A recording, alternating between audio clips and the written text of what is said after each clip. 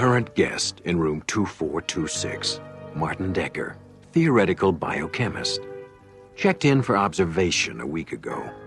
It seems he was displaying antisocial behavior, wrong thinking, and other intellectual crimes against the state.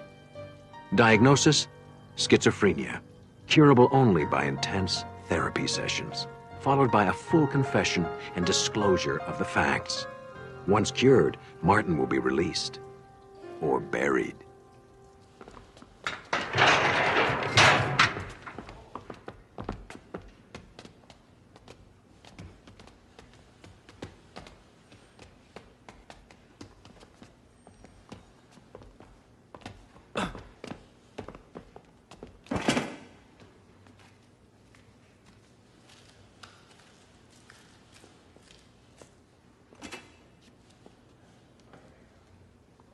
I have a feeling we'll be seeing a breakthrough in this therapy soon.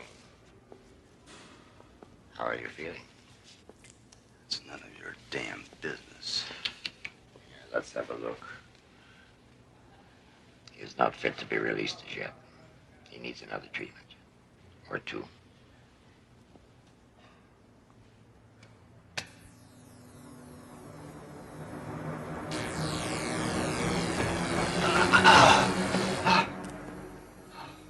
You could make things very simple by telling us where to find the notebooks. Notebooks? What notebooks? Oh, dear. We're going to have to start all over again.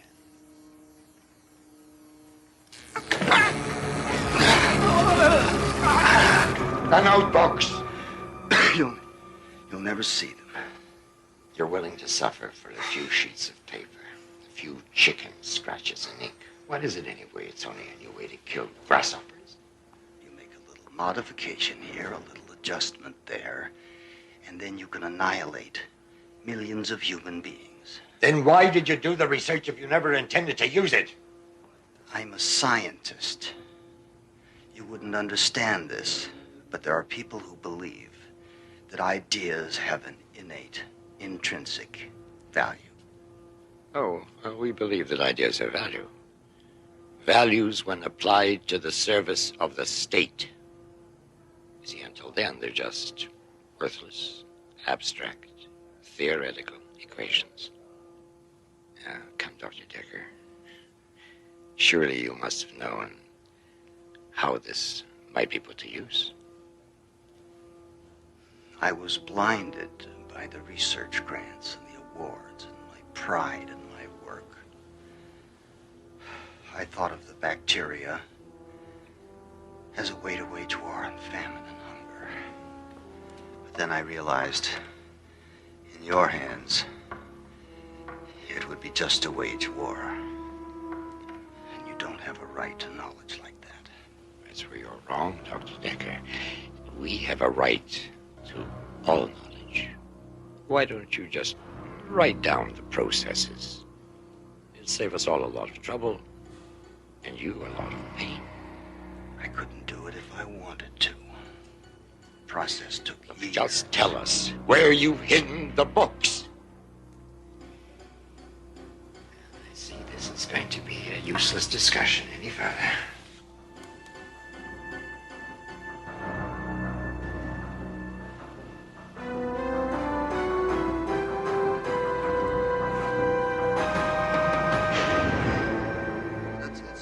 Wrong.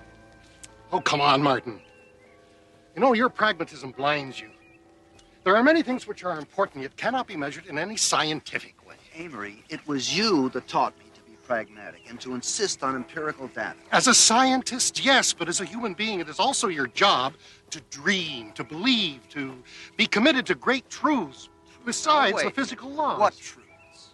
That knowledge is power, that there is inherent value in the human life, and that great thoughts do not come from a mind in shackles.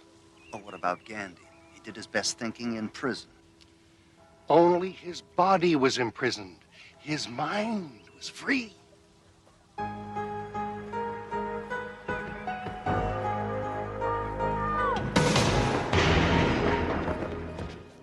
There's a playmate for you.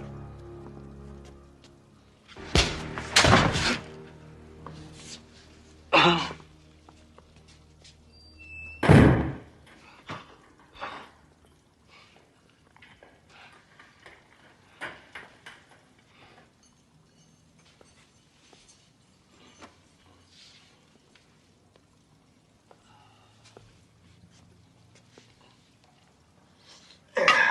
gone now. Thanks. It looks like you're gonna live.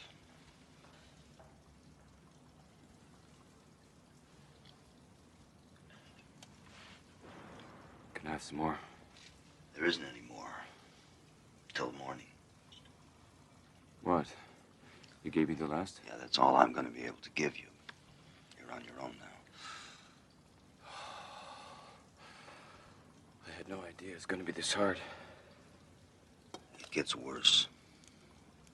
So what'd you do to get thrown in here? Sleep with some bureaucrat's wife? Wish I would have thought of that. That would have been the easy way. But I like the image of the outsider fighting against impossible odds. Kind of like you. What do you know about me? A lot. In a sense, we're brothers. You're not my brother. You don't know anything about me.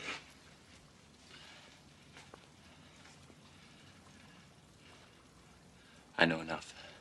Oh, really? I know about the notebooks.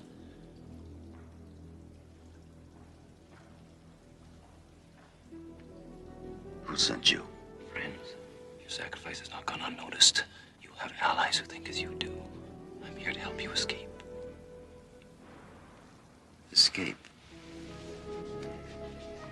You're a fool. The security at this so-called hospital is notorious. No one gets over the walls. Oh, yes, the walls, of course.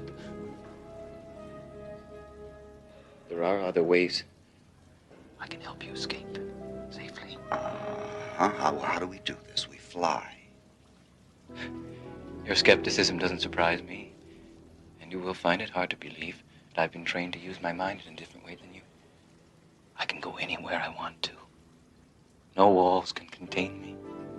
I think Dr. Ostroff has given you one too many treatments. Go ahead, laugh. But teletransportation is a reality. Teletransportation. Teletransportation is the fevered fantasy of a very disturbed individual with whom I happen to be locked up. You're a lunatic.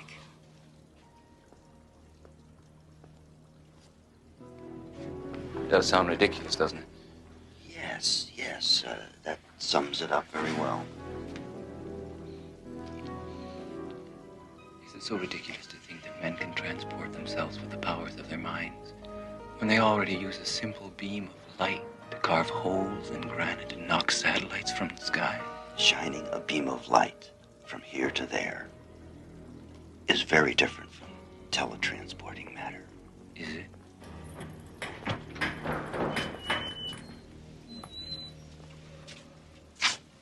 Mr. Decker, the doctor will see you now.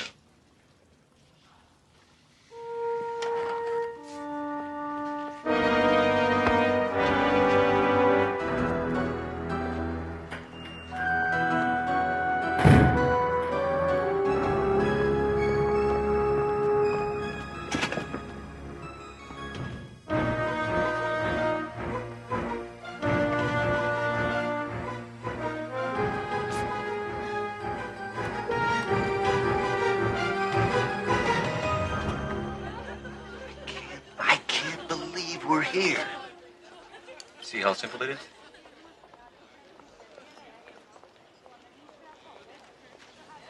It's been so long, I forgot what the real world was like.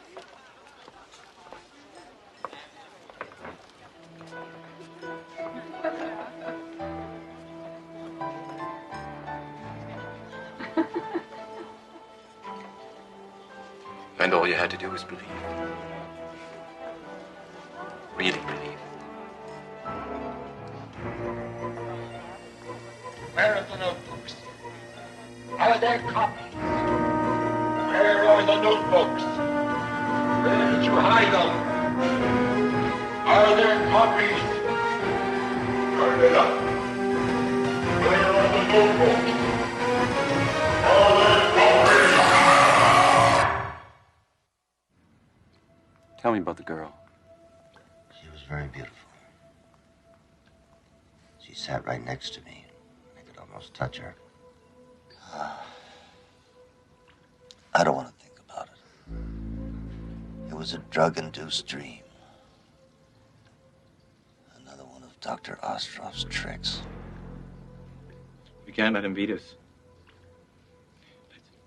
Let's finish our chess game. Maybe that'll keep us focused.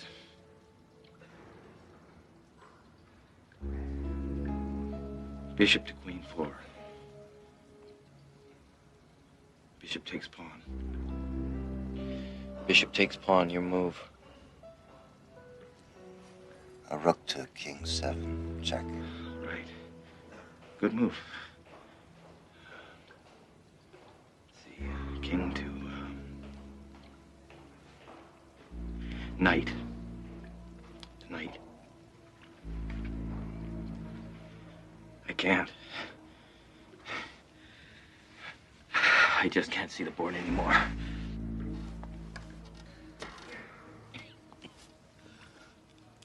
I want to help you, friend. But I'm not sure I can hold out much longer.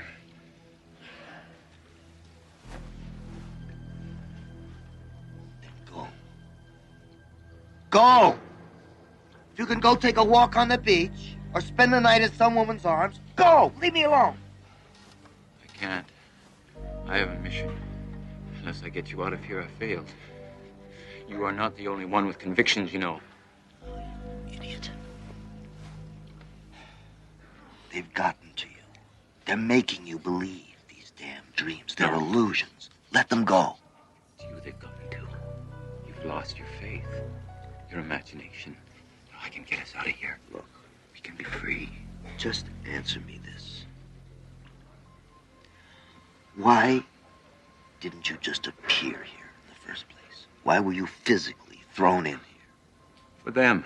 For the people who run this place. I knew you'd be hard to convince. I knew I'd have to spend time here. But Martin, I can't do it alone.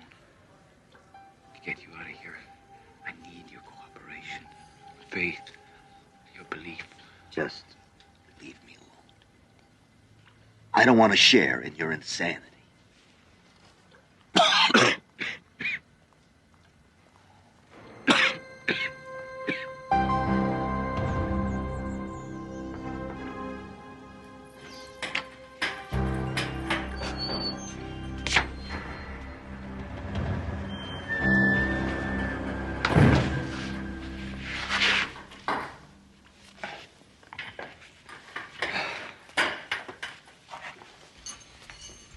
You don't need to suffer like this, my friend. Oh, stop. Just listen. All it takes is belief. All right. Let's just say for a moment that I believe. How do you do it? How do you transcend matter? Like all great truths, it's profound and simple. You believe with all of your being that you're in another place than you are. Just like that. Only if you truly believe.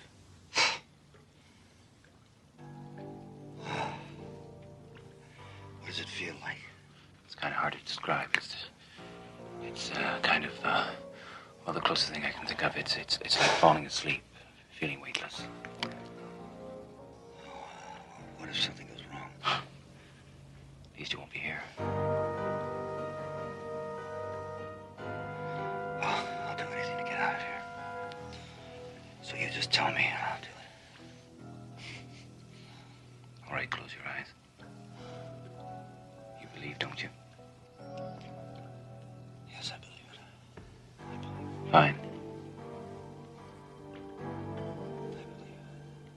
How do I know where I'm going?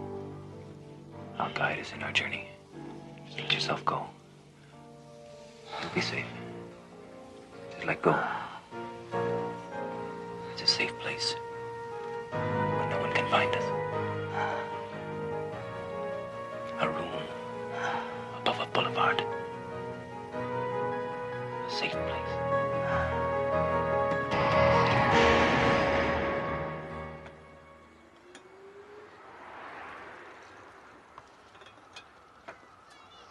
tea?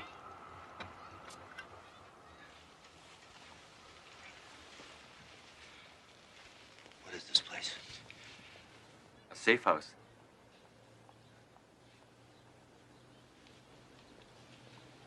Please, you mustn't do that. We can't run the risk of your being seen from the street. There are more lives at stake than just yours. Come sit down. I'll have a cup of tea. First time's always a little disorienting.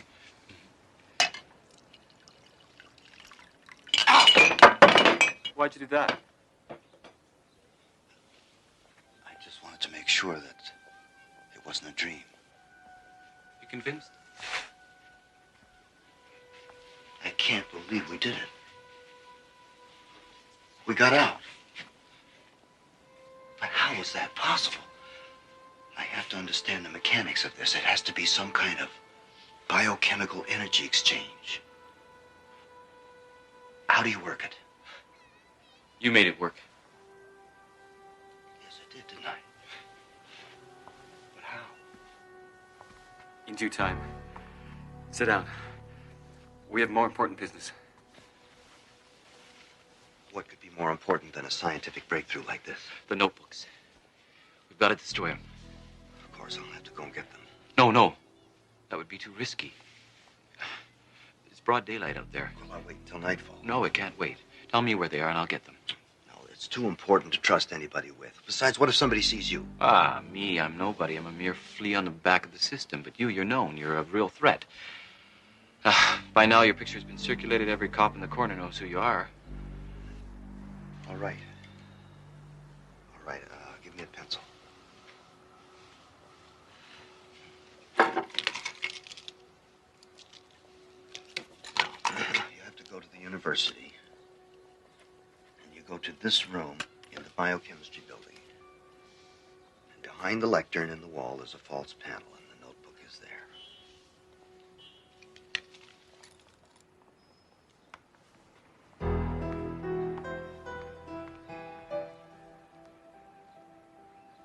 I won't let you down.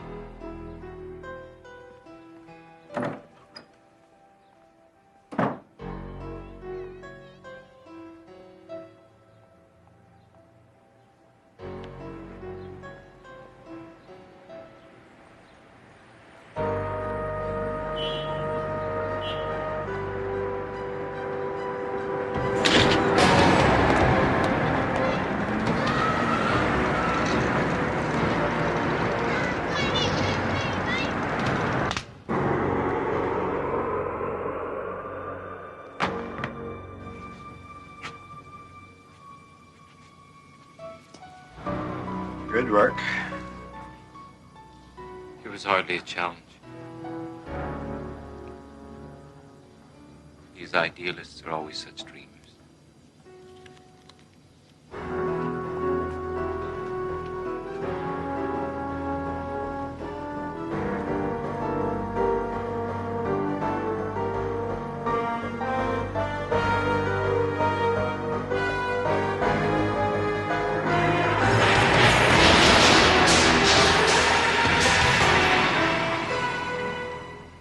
He's gone.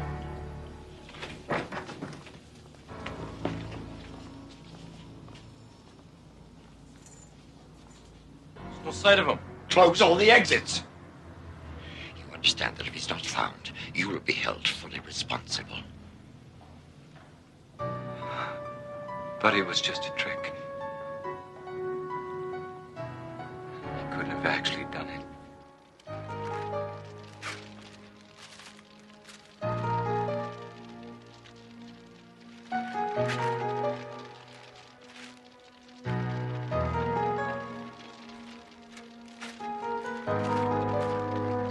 As man has progressed, up from the mud and down from the trees, his best tool has always been logical thought.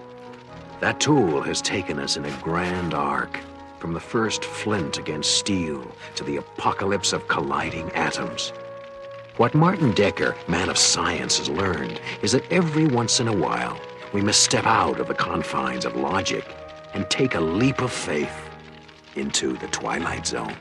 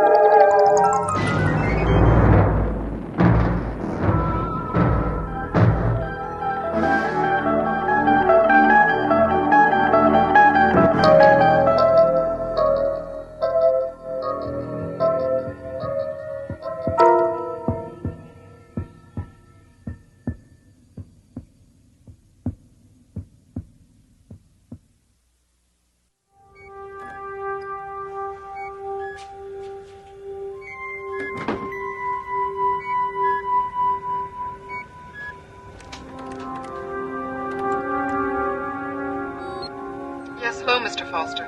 This is the unemployment office returning your call. I'm sorry, but your benefits as of the 2nd, 17th, 99 have expired. You can reach me at the usual number, but I'm afraid there's really nothing I can do.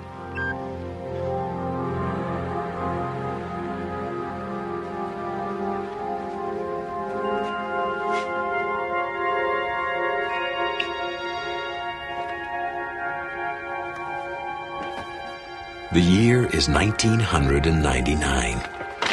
Within the box, evidence that some things do not change with the passage of time. Its contents, the collected debris of a shattered life, now valuable only for the dimes and nickels they can solicit from a third party. A familiar process, and a familiar long walk that is about to lead into the unfamiliar terrain of the Twilight Zone.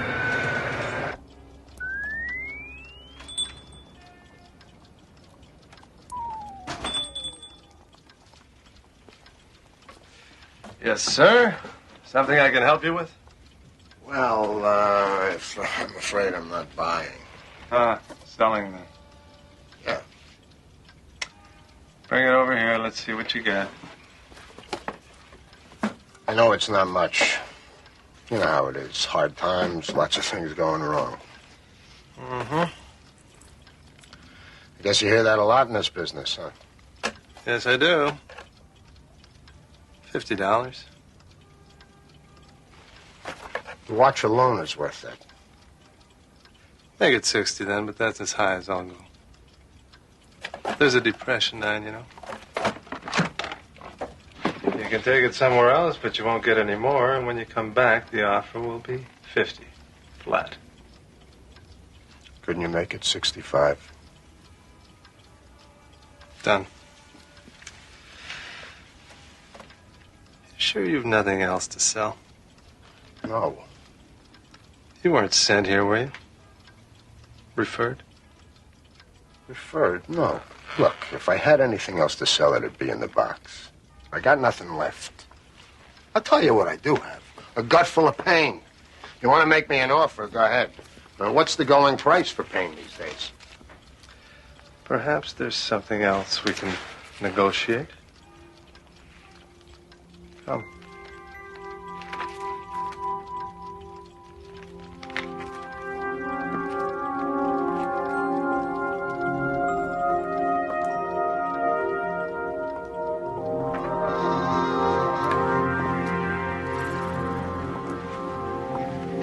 You're familiar, I trust, with memory dipping? Only what I read in the papers. Seems to be the big trend these days, renting people's memories. Yes, it's become quite popular among those able to afford it. The usual practice is to scan a subject's memories and copy them onto a computer chip. You can take a skier, copy his memory of his best race, and by plugging into that, you can experience what he felt. His feelings, his thoughts, the way the snow felt under his skis, the roar of the crowd at the finish line. A fascinating concept, is it not, Mr. Foster. Mr. Foster? Unfortunately, copied memories are not as vivid as some might like. It's like seeing a video that's been dubbed too many times. The color is washed out. The experience less than 100% real. So, a market has developed for connoisseurs looking to sample a far more intense experience. For that, they require not dubbing, but direct transference. We go in electronically and slice away memories. a minute, an hour, a year, we can remove these memories and store them for use by others. And the experience is quite painless, of course. And illegal. Eminently. And the wonder of it all is the product is not a distortion of reality. It is reality distilled. For those who buy, the risk is quite worthwhile. As for those who sell, the rewards are quite reasonable. How much would I get? Depends on what we can find. I've never really done anything special. Unnecessary. Look at the soap operas, Mr. Foster. No alien invasions, no vast sagas. But they know the value of voyeurism. And so do I.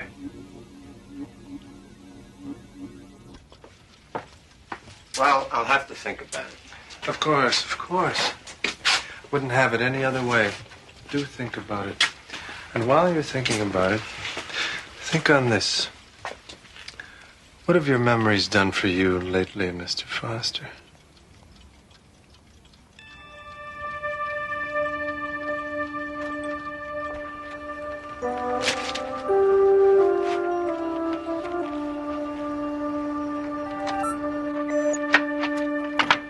Third reminder, Foster. In case you've forgotten, the rent's due the 1st of every month.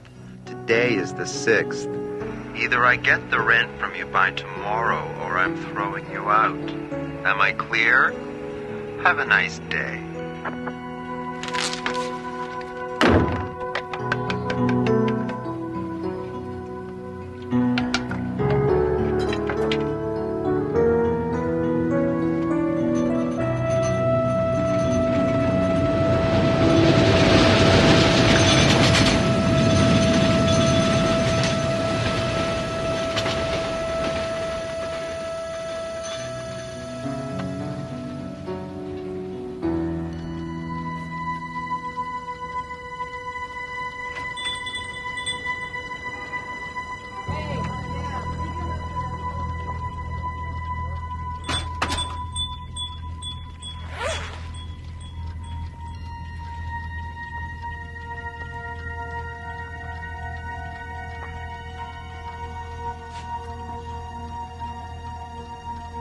It's not fair, you know.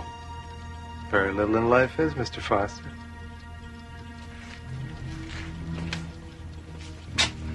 I've just had a very good offer from a fellow who collects high school graduations. It gives me great pleasure in presenting this next student not only with his diploma, but also with this watch in recognition of his leading the fundraising for the new gymnasium. Congratulations, Simon Foster. Mr. Foster? Mr. Foster? Mr. Foster?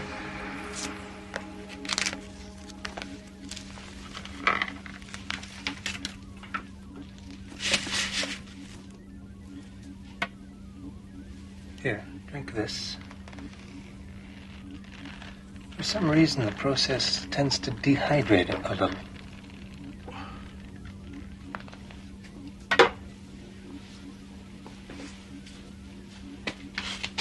A perfect transfer.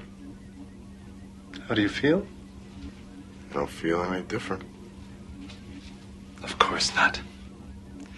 But now there's just a tiny gap in your memory. Just so. Everything between 8 o'clock in the morning and 8 o'clock in the evening of the day in question. 12 hours. Poof. Gone. And are you any the less for it?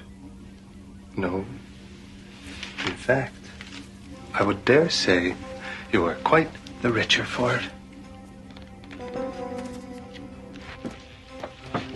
Well, good doing business with you, Mr. Foster.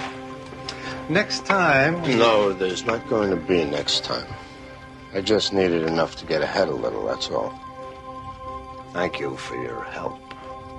As you say, but if you should ever change your mind...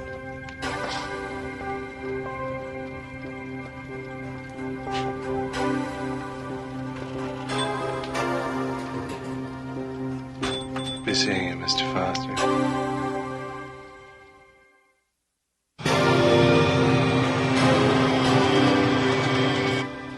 600, 620, 625. Thank you. Now, if you don't mind. Next month, too. New policy. Got a lot of transients coming through here. Owner says we have to have an extra month's rent. Can't do that. Look, I tell you what. Why don't you go running off to the Housing Commission and tell them all about it? And maybe when you get back, you'll find your apartment rented. One of those clerical errors you hear so much about.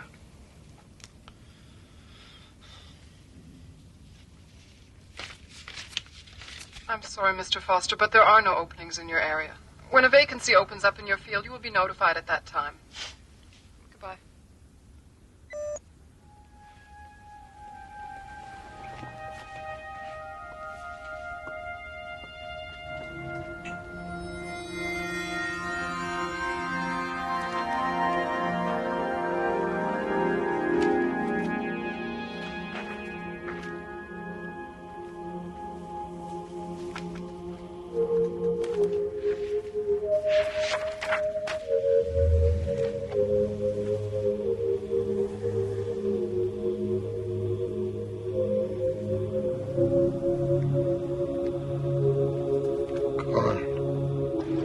You're in luck, Mr. Foster.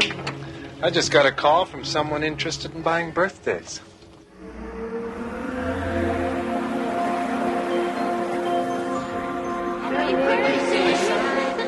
There's 5 candles, Simon, 1 for good luck. Close your eyes. Make a wish. Make a wish, Simon. Blow out the candles. Good boy. Happy birthday, Simon.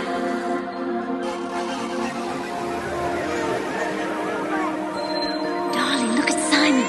He's taking his first step. Look! That's my boy.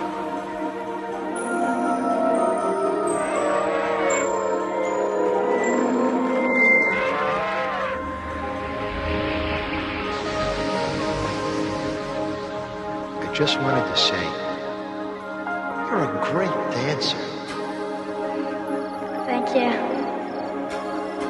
It was very nice. I have to go inside now, but I'll never forget this.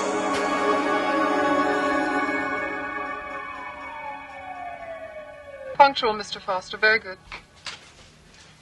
We have a job in the repair field which your record indicates you're perfect for. We just have to ask you a few questions. Strictly formality, you understand. What high school did you graduate? Cliffordville High, in Madison. With 2 years of junior college. What was your major? I think it was... Your resume lists engineering. That's it.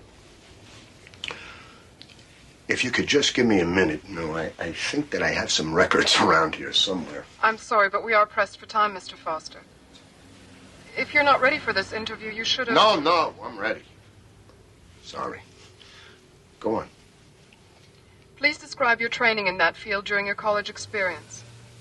Well,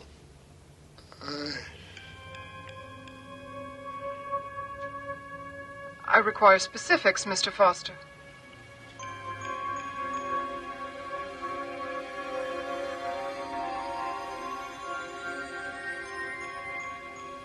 I'm sorry, Mr. Foster, but if you're not going to cooperate... Wait, please. It's difficult sometimes. It's difficult for us all, Mr. Foster. The unemployment rate is 32% as of this Monday, and there are many applicants who are looking for this job. Wait, please. If you just give me a chance. Please resubmit your application to Central Processing. Good day, Mr. Foster. You can't do this to me! Come back here! Come back, damn you!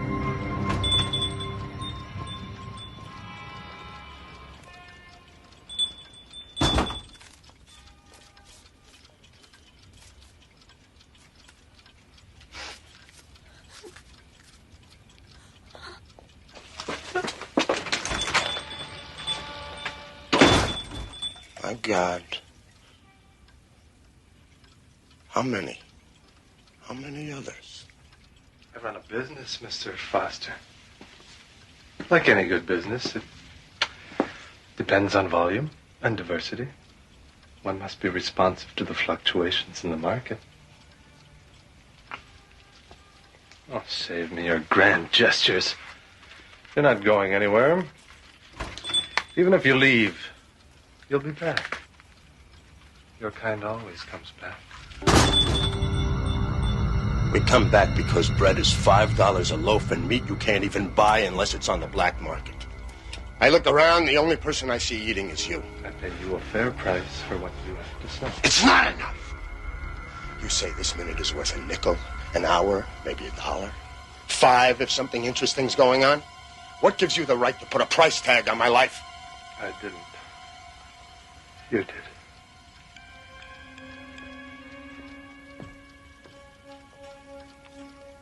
Yeah. I did, didn't I?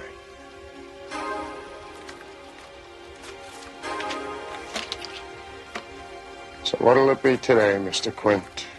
Trip to the zoo? Ride on a roller coaster? Why don't you take my first marriage? Save us both some grief. Not interested? I'm only buying one thing today. We need a companion piece to the young lady who just left here. We want to buy the first time you made love. I can make you a very good offer. No. Take it or leave it. That's all I'm buying at the moment. Walk away, and who knows if I'll be buying anything else.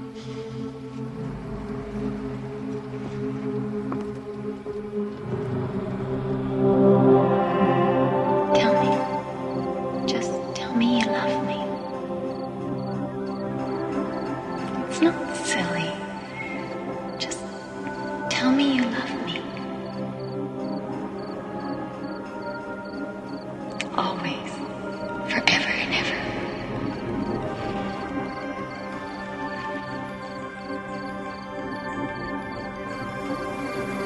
That will be all?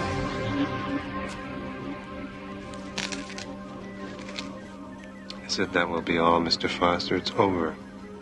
You can go now. Your payment is on the counter.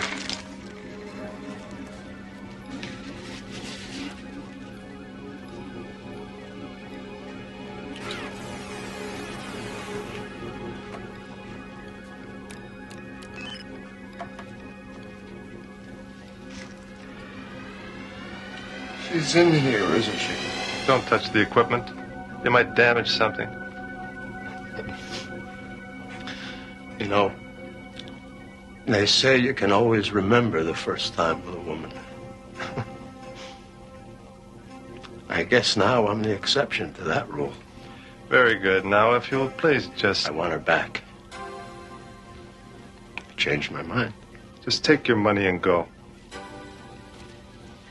I want her back. I want her back in my head where she belongs. I want my life back. You've got my life. I want it back. You give me my life back. Yeah, I want my life back, damn you. I haven't got it. I sold it. Don't you understand? It's not here. Then get it. I can't. Well, I suggest you try, because right now I don't have anything much to lose. I want a life. I want to be whole again. Now! There is a way. But it's not perfect. Well, like you said, Mr. Quint, what in life is...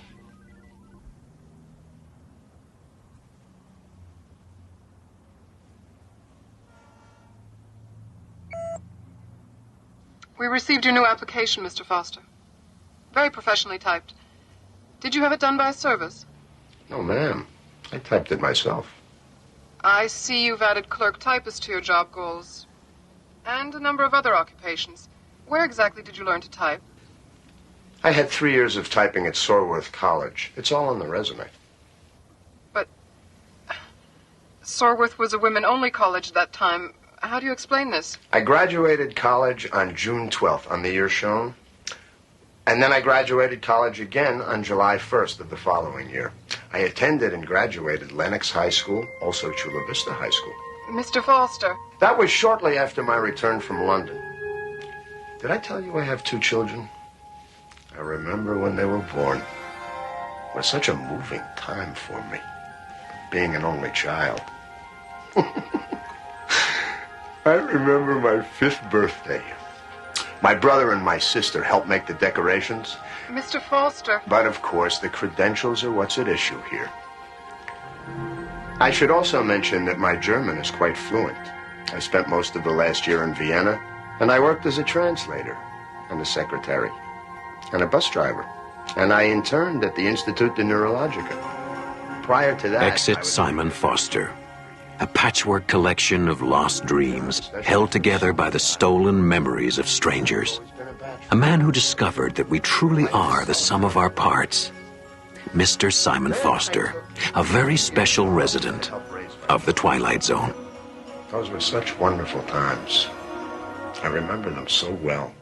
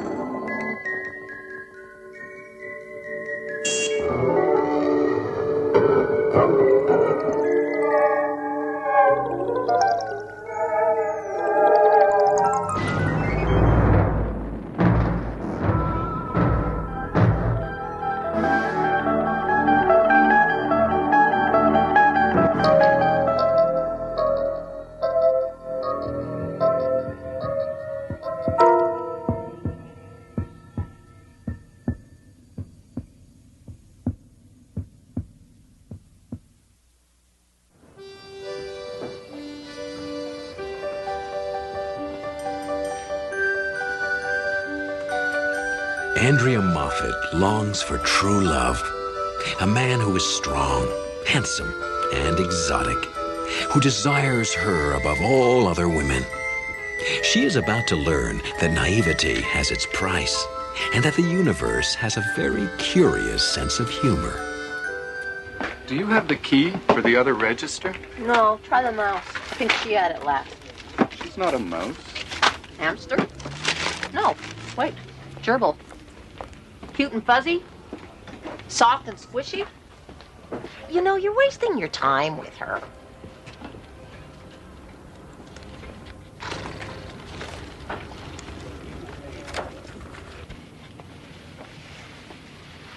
Hi. Elaine said you had the key for register 2. Oh, yes, I do. It's over there. It's no problem. Andy, I was wondering if you're doing anything after work tonight? It's nice of you to ask me. Yes, I am. I'm busy. But thank you.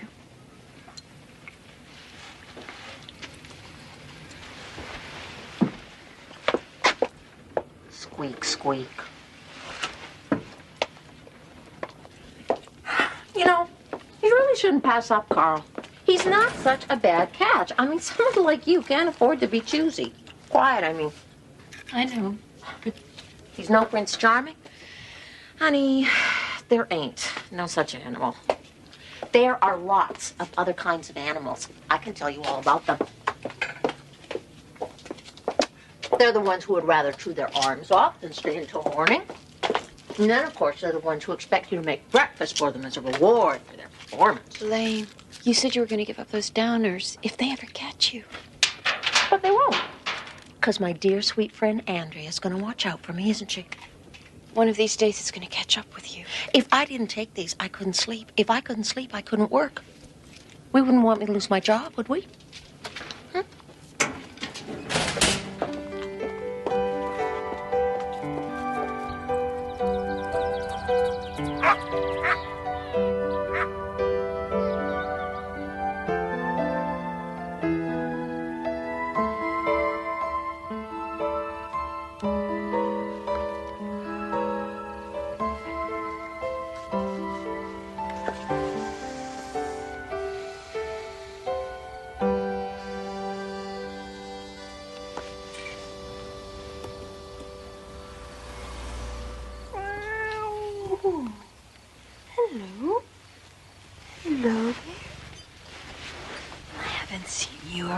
here before? Are you friendly? Let me see. Oh, you're a big one. Let me see you. Let me see you. Oh, what's the matter?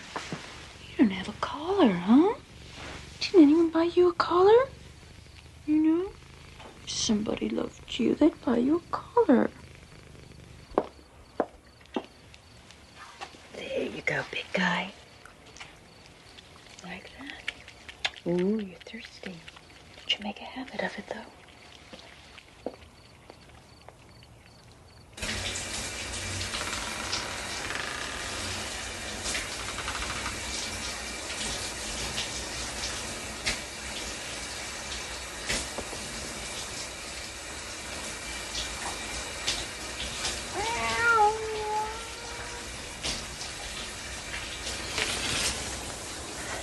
Where's the...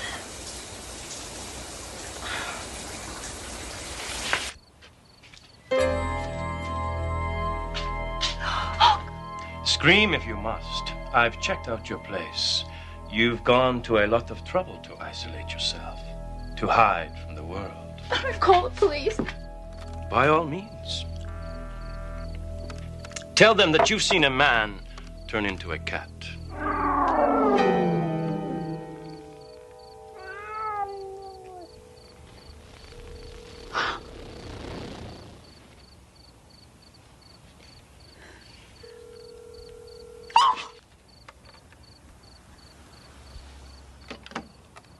You really must buy a better brand of coffee.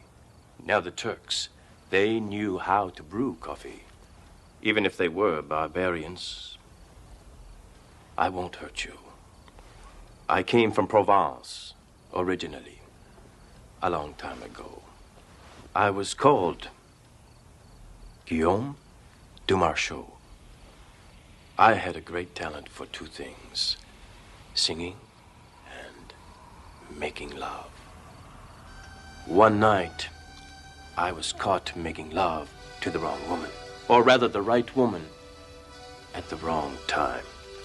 Her husband could do things you call impossible today.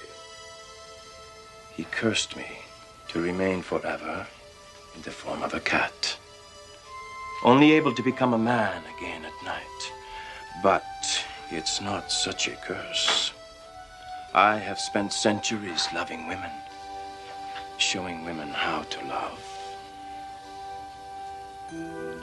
Women like you. If you ask me to go, I will go. But I promise you, you will never see my like again. Never feel the things that I alone can make you feel.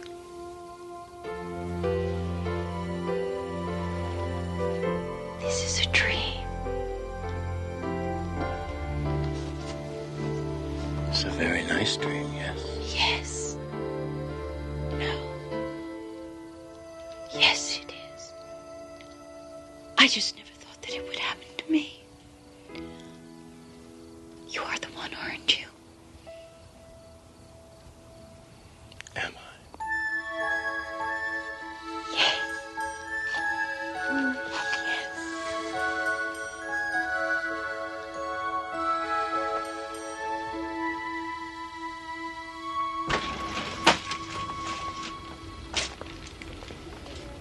Morning, Elaine.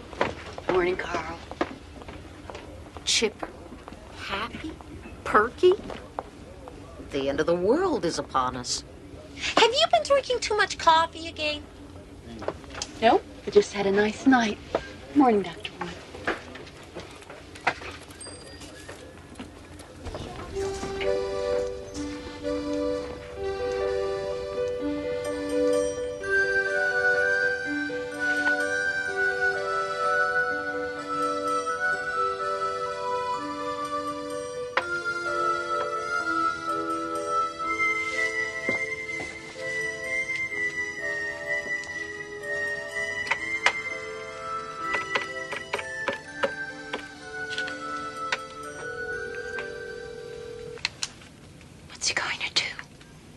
Meow at me.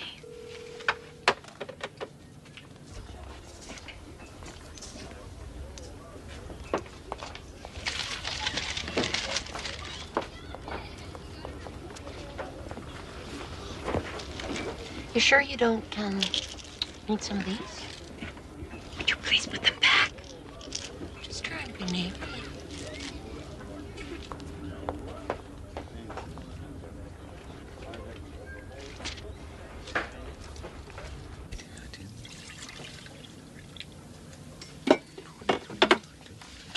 Inventory, Carl, huh?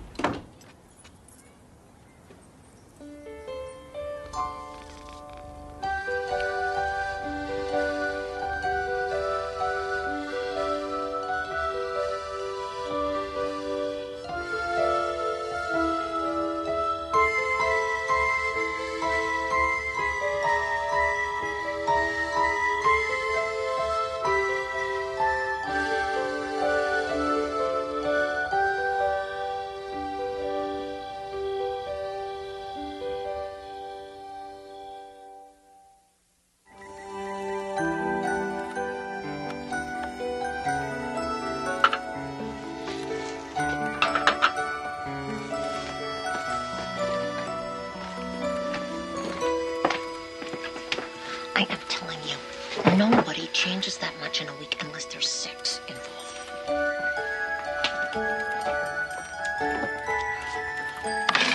Oh, that's $36.75. What I would give to be a fly on the wall. As opposed to a bat in her belfry? Is that a remark? Hi. How are you? You know what? I have something for you. I have a present. Here it is.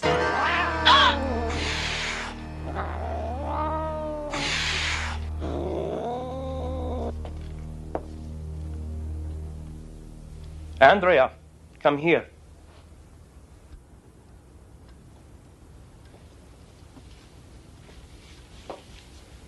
What were you thinking of? What do you think would have happened when I tried to become a man with this around my neck? I'm sorry, Guillaume.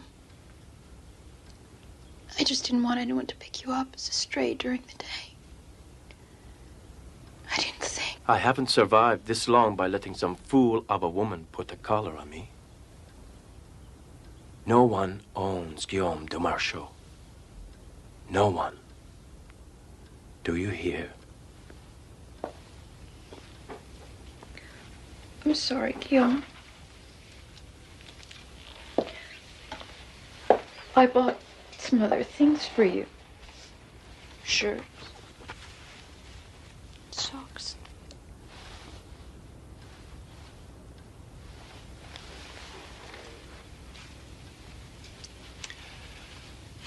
Next time, buy something that I'll enjoy seeing on you. Silk, satin, black lace. You know what I want. Good. Until then, we shall simply have to do without.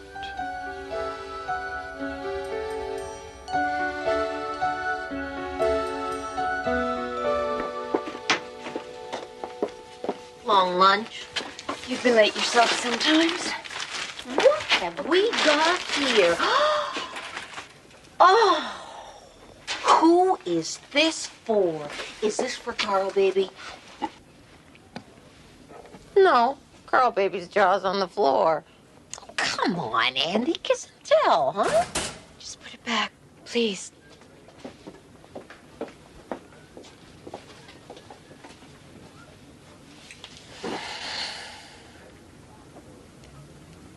I think it's about time a certain fly made an appearance on a certain wall.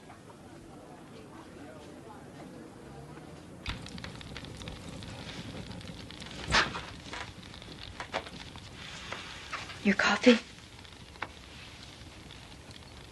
I have a surprise for you.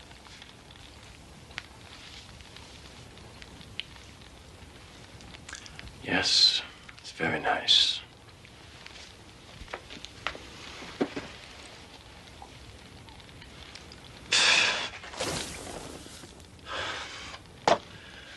How many times have I asked you for one simple thing? I want something that a man can stand to drink, not this sewage water that you keep serving me. I'll get some tomorrow.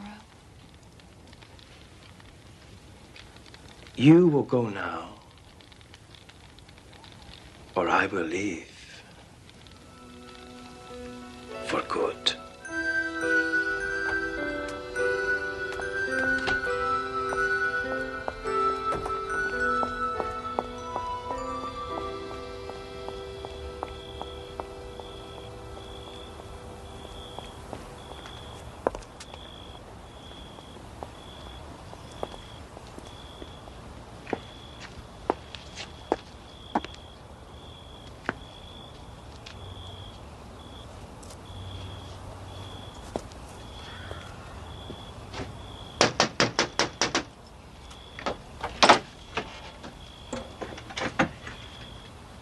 Hi, I'm a friend of Andy's.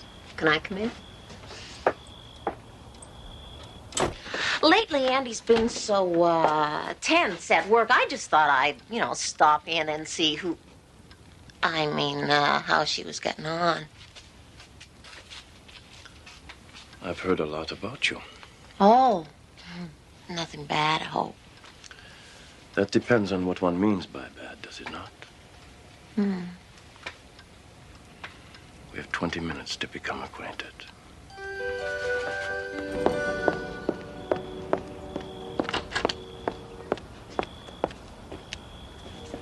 I think we have to do this again real soon. Yes.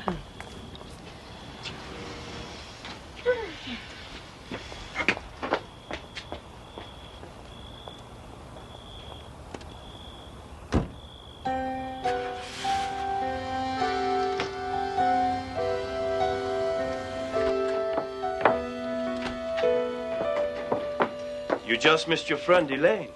I know what kind of a friend she is. How could you? I thought you loved me. Spare me the cliches. This isn't a scene from one of your silly books. I've been here too long. It's time I left. Oh, no, Guillaume. You can't. I love you. It is the way of the tomcat. I've had my fun, and so have you. Love had nothing to do with it. You're going to her, aren't you? Yes.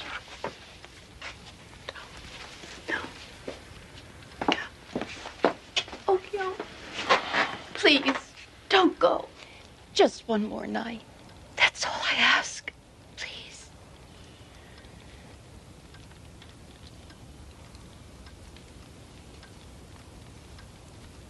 All right. One more night. I'll make some coffee.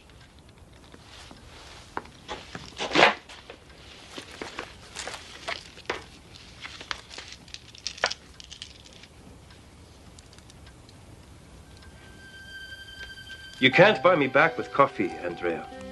After tonight, it's over.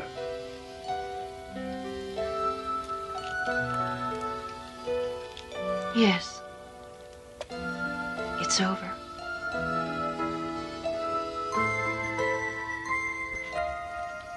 Your coffee.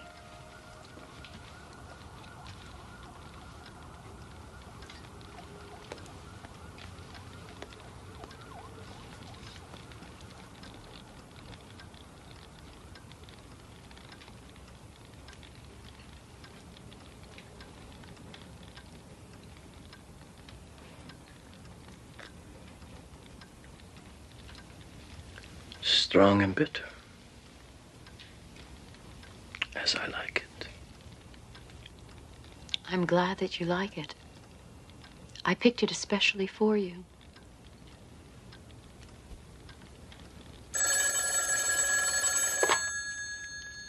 Hello? Hi, Carl. No, it's okay. Don't worry about it. Yeah, well, Elaine does things like that. I haven't seen a movie in ages. Yeah, Friday night, that'd be fine. Sure. Yeah, I'll see you tomorrow. Yeah, me too. Bye.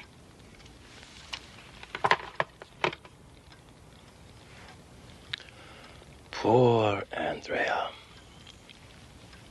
The injured innocent. You are no better than any other woman I've ever known. You never learn. You...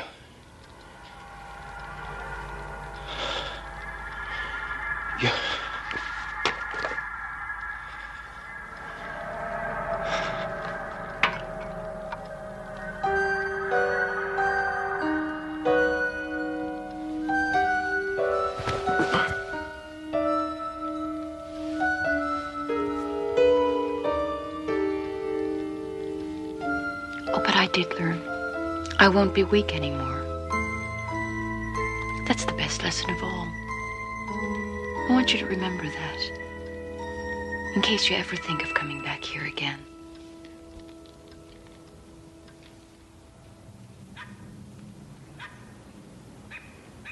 Have you been here before? No, I haven't been here before. Sex? Male. He's a tomcat. Well then, what can we do for you today? I'd like to have him fixed. A lesson on romance versus reality, with a word of warning for those who want to mix the two. Don't. Or you may find your head in the clouds, your feet on the ground, and the rest of you somewhere in the Twilight Zone.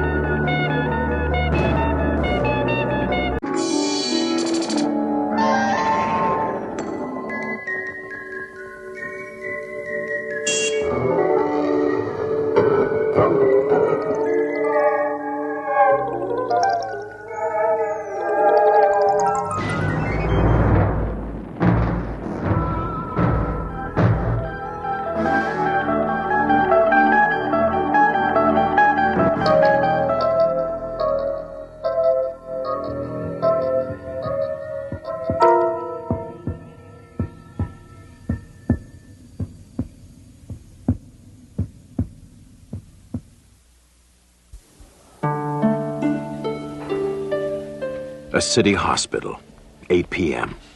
An unexpected visitor has just arrived, bearing unwelcome tidings. A disease so new the textbooks haven't recorded it.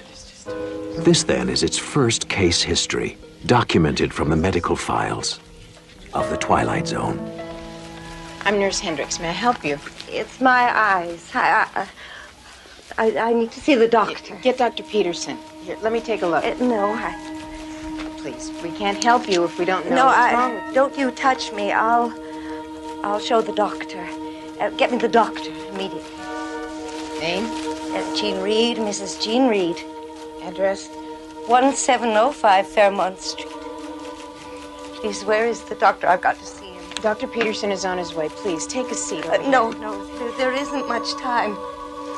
Oh, God. No, it's too late. What's too late? Don't you understand? I can't see. I'm blind. Let me see.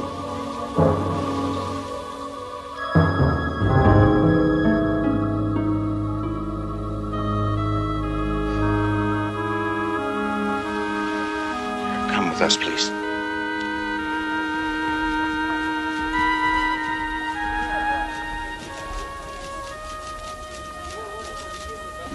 Morning, Missy. There must be something you can do. I'm sorry. If you try the clinic, maybe. The clinic's full. My wife. She hasn't been well. She's trying to hide it, but I think maybe it's her heart. All we need is somebody to look at her. Maybe a day or two in here. Mr. Wells, without medical insurance or some guarantee of payment, we simply cannot admit her. I'm sorry. It's hospital policy. There's nothing I can do.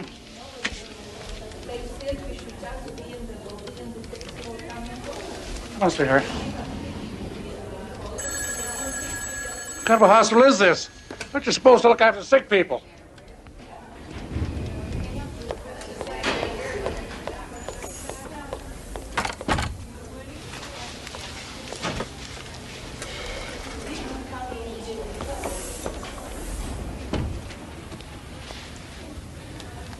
Couldn't help overhearing. You all right? I'm fine. It's not my decision. It's hospital policy. I think people would understand that. Got it. Mrs. Hendricks, Mrs. Reed is asking for you. She says she has to talk to you. She was quite insistent.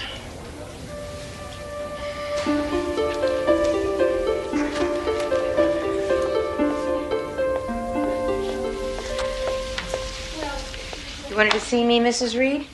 Yes. Hello. Won't you sit down, please? I have a great deal of work to do, Mrs. Reed. I have something to tell you. Sit down, please. Dr. Robbins. Calling Dr. Robbins. Mrs. Hendricks, we're alike, I think. You and I. Mrs. Reed, I don't even know you, and I don't think you know me. No. But I sense that we're alike. We are two of a kind. Mrs. Reed, shouldn't you be sleeping? You're changing the subject. Of course. I know because I used to do the same thing. It's easier, isn't it? Prescribe a pill, suggest a nap, anything so you don't have to think about a person or talk to them. Am I right? Sleep is the best thing for you. Dr. Friedman will be in at 9. He's our chief of staff and one of the finest eye specialists in the country. You'll feel much better after he talks to you. Oh, I feel all right now, Mrs. Hendricks. It's you I'm worried about. It's very kind of you. Now get some rest. Look, I don't care what your figures show. My phone bill is wrong. Yes. No, it's not. It's $50 higher than it should be. Well, computers make mistakes. No, I don't want to hold.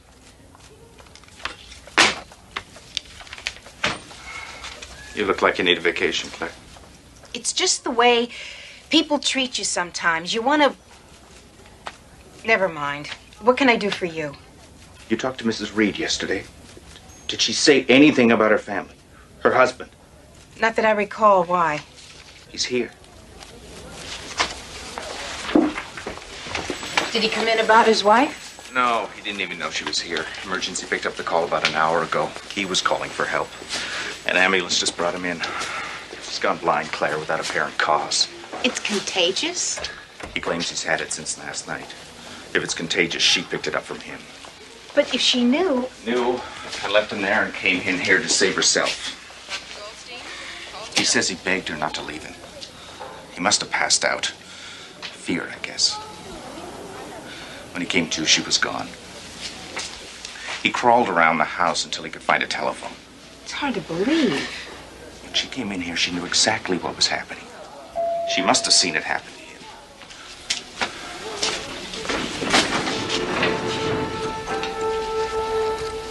Mr. Reed? It's Dr. Peterson.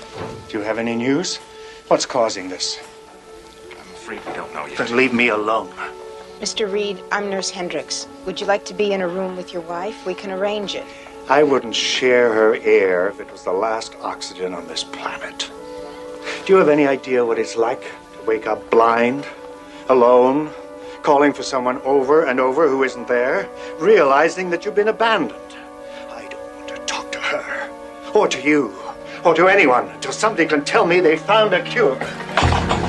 Leave me alone. I don't care what happens to her. Don't you understand? I don't care. There you are. You both better come downstairs. All hell's breaking loose.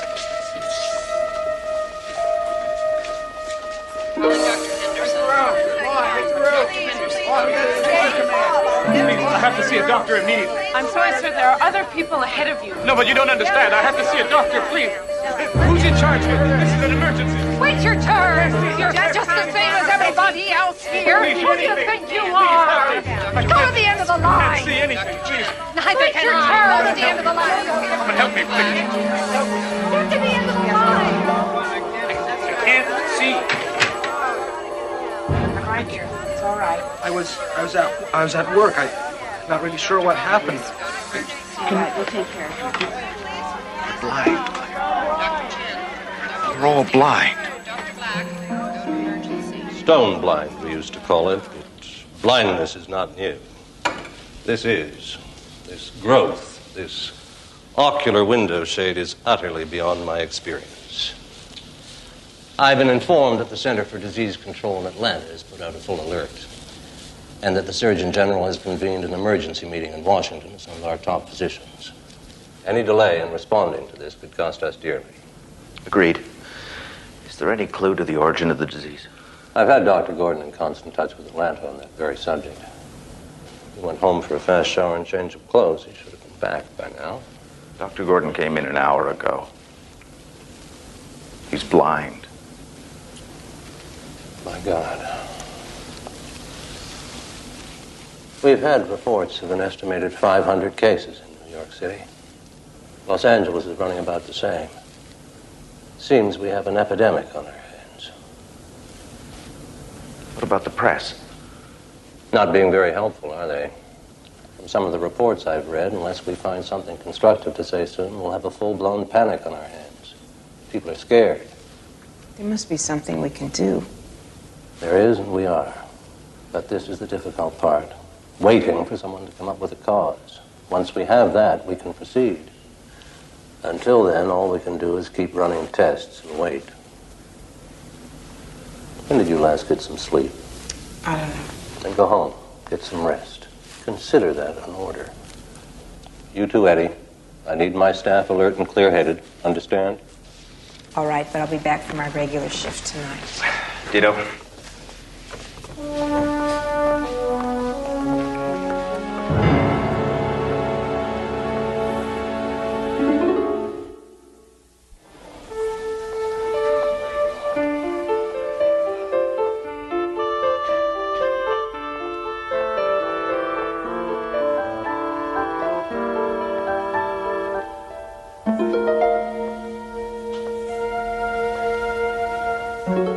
Who is it?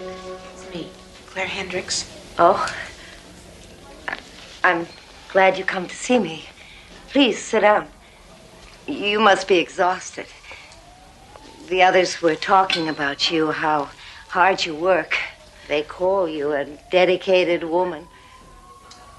Is that what they call me? Dedicated? Yes, they used to call me that, too. I was very businesslike. Nothing bothered me. Why did you come to visit me? I don't know. I was on my way home. Dr. Henderson.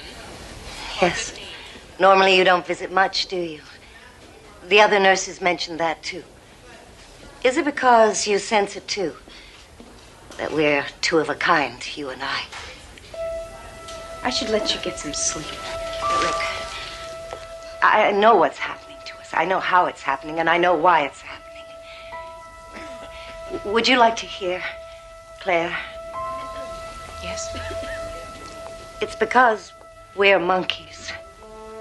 Remember, see no evil, speak no evil, hear no evil. We used to be courteous, didn't we? We used to care. We used to rise up in outrage if someone was in pain or abused or unsheltered. But now, don't you see? We've cut ourselves off from so much. We refuse to see what's going on around us. We turn a blind eye to the pain. Now it's catching up with us. Now it truly is a blind eye. That's preposterous. Is it? I heard your husband went blind first, and you abandoned him. Is that true? Just gotten a call that his mother died. They weren't very close. When he heard, it was like someone discussing the weather. That's when he became a monkey. And I ran. Yes, I ran to save myself. Now I'm a monkey, too. This new growth is irritated and inflamed. The ocular muscles are functioning normally, though, which leads us to believe the eye itself is undamaged, though shuttered away beneath a curtain of flesh. There is a chance that surgery can remove this flesh curtain without injuring the eye, but we won't know for certain until we try it. There's still no news from Atlanta on possible causes? They may have a theory, but they're being pretty tight-lipped about it until they can confirm. They estimate that at the present rate, the number of those afflicted could reach 100,000 by week's end. What about the issue of quarantine? I can confirm that it's being discussed, but that's all. Because there's always a chance that it may not be a disease at all, but some sort of latent mutation triggered by some change in the environment. What's got 100 arms, 100 legs, 50 heads, and no eyes? The South Wing of the hospital. Could I have your attention? I have just received a fax from Washington. At 1700 hours on the 10th of April, that would be only hours before the first case was discovered, an explosion was reported at a top-secret biological research lab in Alaska. It is presumed that certain unstable forms of bacteria may have been released into the atmosphere. It is estimated that their effects could be unpredictable. It is fairly certain that the bacteria released cannot survive long outside the laboratory.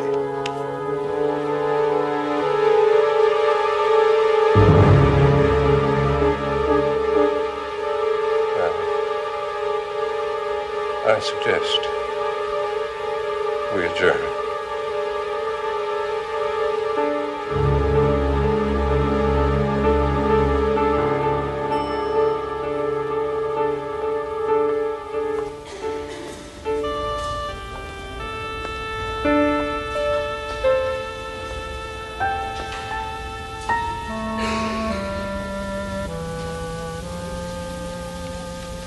Claire, Hello, Eddie. I thought you were going home. I was, but there's no reason to go home. Jim and I have separated. We moved out. I'm sorry, I didn't know. Nothing acrimonious. It's all very calm and sensible. We just stopped connecting. We led our separate lives like two strangers just sharing the same space. No connection, no involvement, just lost in our indifference. I came in here tonight, I started thinking about me, about all of us. She's right, Eddie. We're monkeys. Claire, you're not making any sense. Do you know, I can't remember the last time I looked a patient in the eye. Somewhere along the line, I stopped treating them as individuals. They're just numbers to me. They don't have life stories. They have charts. I'm no different than you. But you are. Look, you're an excellent nurse. It's just part of the job. And isn't that a fine excuse? Isn't that a comfortable bandage on our diminished humanity? The phone company overcharges us. There's nothing they can do about it. We turn sick people away because they don't have the right insurance. It's just part of the job. So we lie to ourselves and cut ourselves off further and further because there's so much pain in the world. Claire, you were in the meeting with us. You heard the reports from Washington just as I did. We know what the cause is now, without a shadow of a doubt. If you keep chasing this around and around in your head, you're just... There's something happening, Eddie. That report doesn't explain why only some people are susceptible and some aren't. What does it say in the Bible? If thine eye offend thee, pluck it out. Stop it. You're upset. This has all been a terrible strain. on all of us. What you need to do is go home. Get some sleep.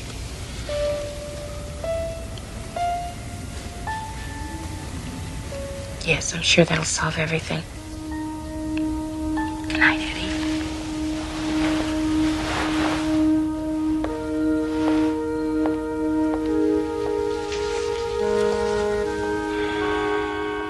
Oh, God. Oh! Oh, my. Help me! Somebody! Help! Claire, it's okay. It's okay, I'm here.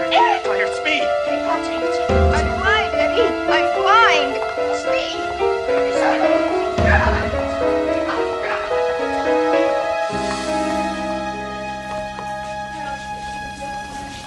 Dr. Friedman. Ah, Eddie. Good. Thank you. Dr. Peterson will play guide dog for a while. How's Claire? She's the same. No vision. None at all? Oh, I'm afraid. Mrs. Reed. Good. I was hoping to see you. It's Dr. Peterson here. Yes. I was wondering if you could drop by Mrs. Hendricks' room. Maybe help cheer her up a little bit. She thinks a lot of you. Of course, I'd be glad to.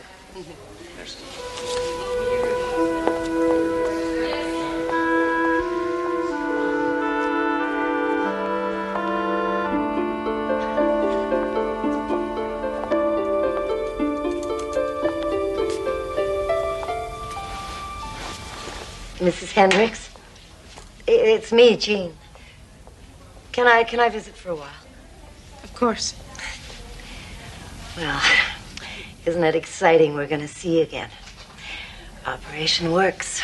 20 out of 20 successful in L.A. Dr. Friedman's getting his this afternoon, and I'm tomorrow. And you. When are they planning to operate on you? They're not. They're what? The operation isn't really the answer. You said it yourself, remember? You're right. No, but that was before we knew about the bacteria, before we... Now we have an easy answer. Solid and uncomplicated. But it won't last. It'll happen again. And they'll come up with something else. But what happens when we run out of solutions? Easy answers. It's time to go now, Mrs. Reed.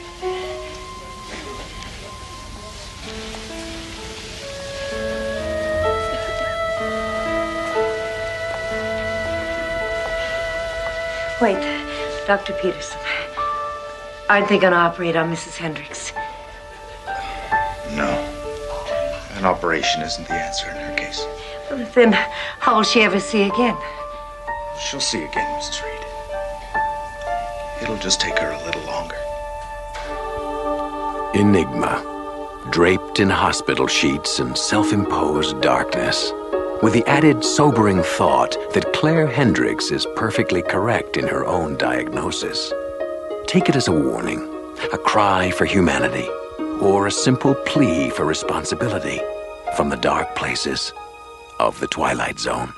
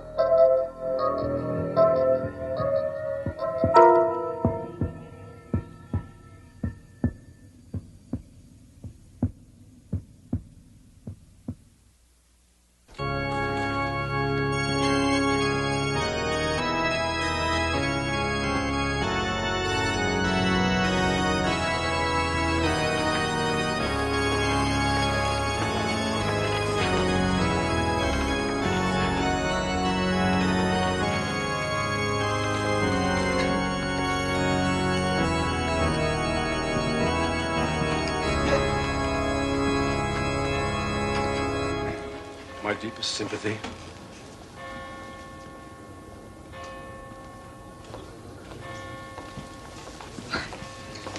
A lovely service. Terrible loss. Yes. Are you related to the deceased? No, not at all. Oh, a friend of the family, then. No, actually, I don't know anyone here. They're all strangers to me. But it was still a very lovely service.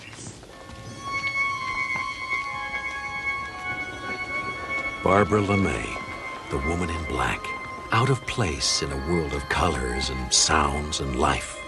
A woman caught between fascination and something more profound and less earthly.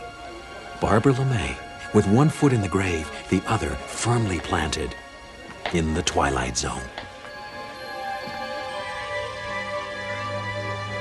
As I was saying, a lovely service. There must have been at least 150 people there. They had a reception afterwards, and they served the most delicious finger sandwiches. So, who was the service for? I didn't know we knew anyone who had died. I'm not certain. You know how I am with names. You mean you... Mother, you have got to stop going to funerals for people you don't even know. Why? Well, because it's wrong, that's all. They had white roses. Oh, you should have seen them.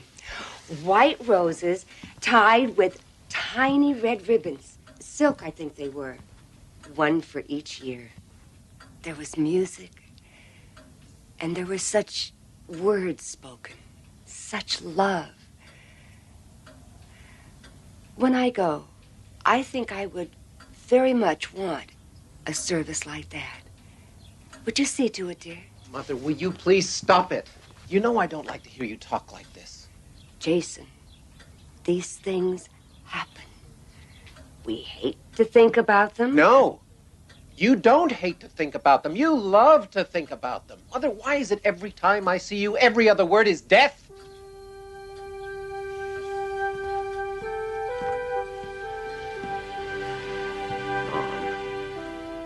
When I asked you out to the coast to see Margie and the kids, you couldn't. You couldn't come because you said you couldn't make any long-term plans. How the hell am I supposed to explain that to them? I'm sorry. Grandma can't come for Thanksgiving because she isn't sure whether she'll be alive or not. You hurt them. I'm sorry. I really am. I know. I just wish you'd stop all this. Let some light in here. Get some air. Mother, this obsession of yours is not good. It's not healthy. It's morbid.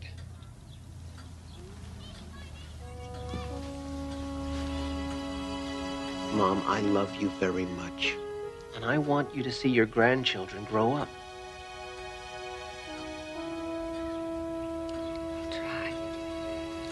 I will, really. Okay. Oh, I'm sorry.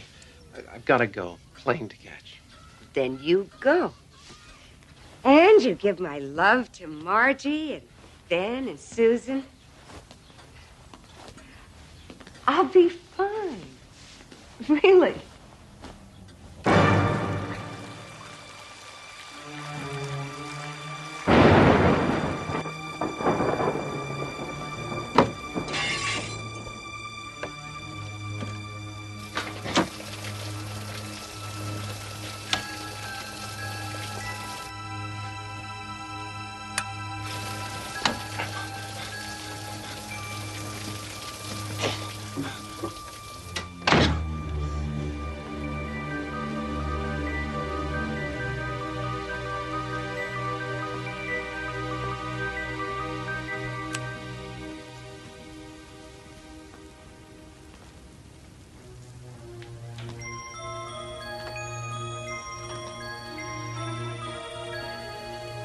Hello?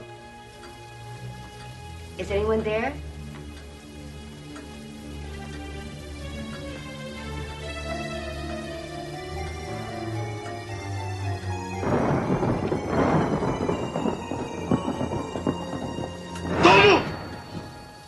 don't call the cops.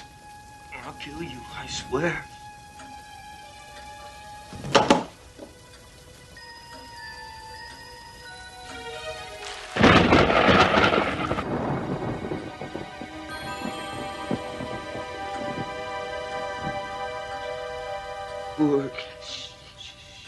Don't try to talk. I did what I could, but I think it's bad. I better call the hospital. No. Don't want to die in no hospital. I'm dying, ain't I? I'm not an expert. But yes, I think you are dying. While you were out, I turned on the radio. They mentioned a robbery at an all-night liquor store. $27 in change. Ain't that something? I'll get you some water. No. Please. Don't worry. I won't leave you alone. I understand. Perhaps better than you know. I'll wait with you. We'll both wait together.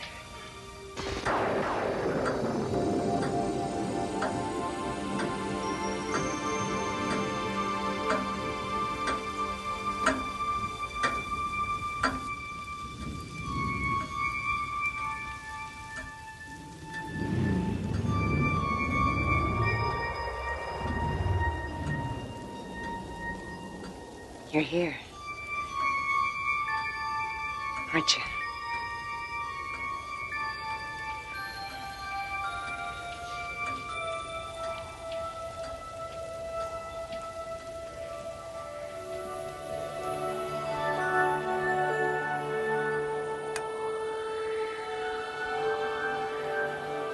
Yes, I'm here.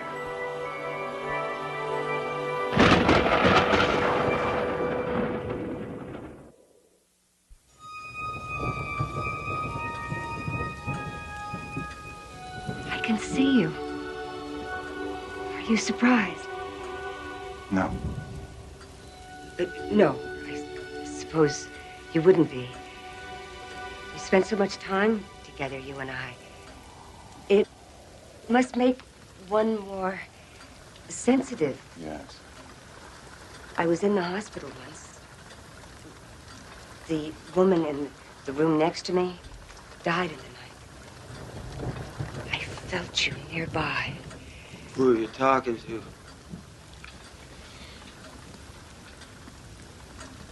No one, Trent.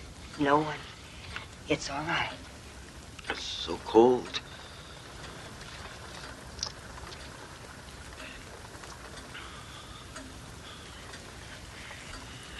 He can't see you.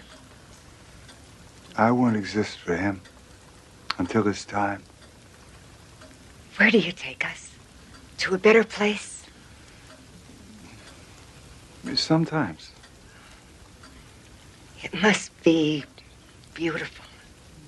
Well, it's a place like any other. Oh, no, please. Please, wait. Wait. Why don't you take me instead of him? What's he to you? Nothing. No one. But he can't see the beauty in you. I can. I see it in so many ways.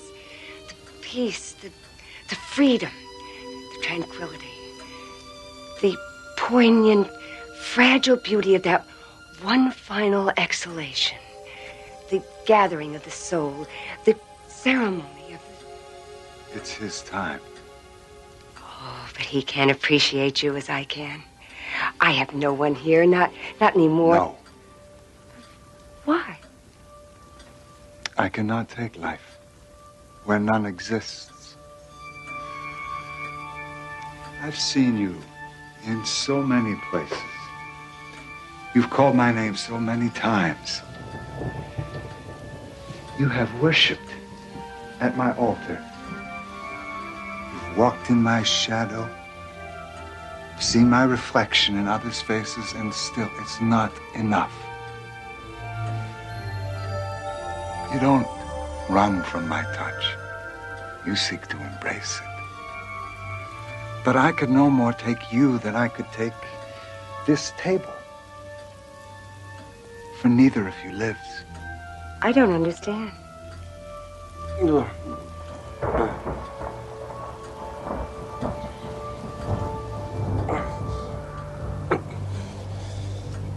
See how he resists me. Even now, clings to life. For in each second is the possibility of joy, however often defeated. Even now, this close to me, he's more alive than you. I bring you peace, sleep. Don't be afraid. For I alone will never leave you.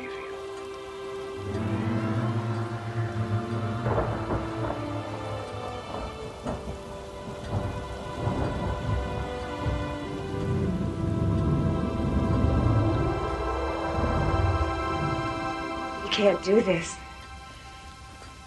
You can't just leave.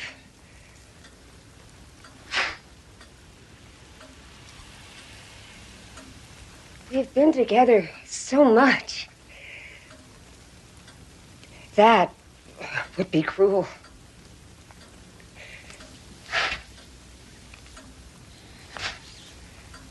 What do you want me to do? Go and feed the pigeons in the park? Is that living? I don't have anyone. Don't you understand? My son, he doesn't need me anymore. Everyone I knew is gone. My husband, my friends. They're with you. You took them away from me, and now you won't even take me. Why? Why? Am I not good enough? Am I not pretty enough?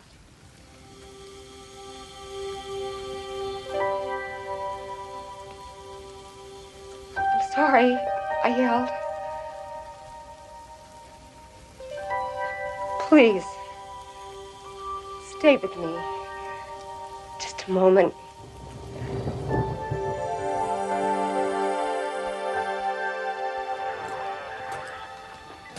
You've got a lot of courage, Mrs. LeMay. Dead phone or not, most folks would have been out of here in a second as soon as he fell. He was harmless. He was in pain. Oh, not anymore. Guess that's what they say, isn't it? The only two constants being death and taxes?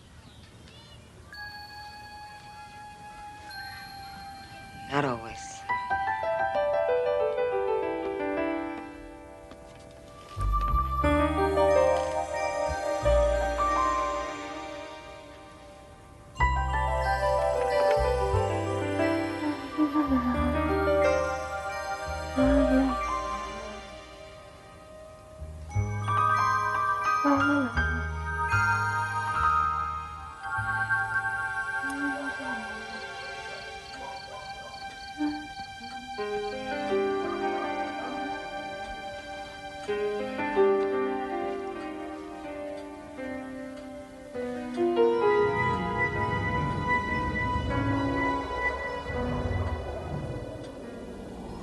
Have I hurt you?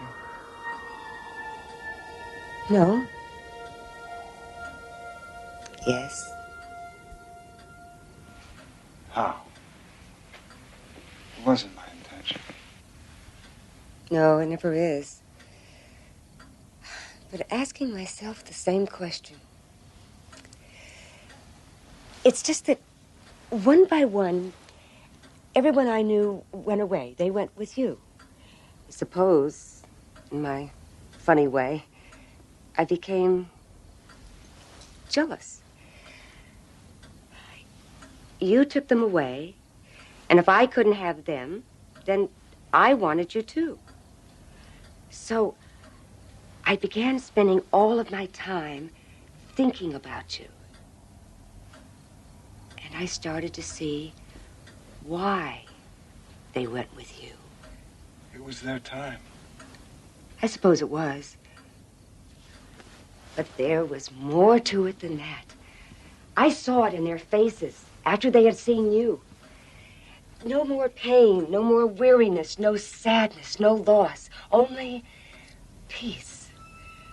In the end, you're all we have, aren't you? When my husband was dying, he suffered so much. And I couldn't do anything to help him. But you did.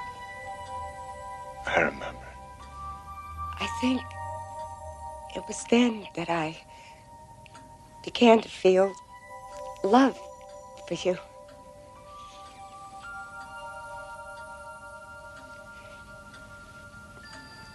After you left, there are quite a number of pain pills in the cabinet, left over from some problem a while back. I considered taking all of them. Whatever you say, even you can't stop me from making it my time, can you? But I couldn't do it. Not with you. I suppose it seemed too forward. I was never very good at being aggressive.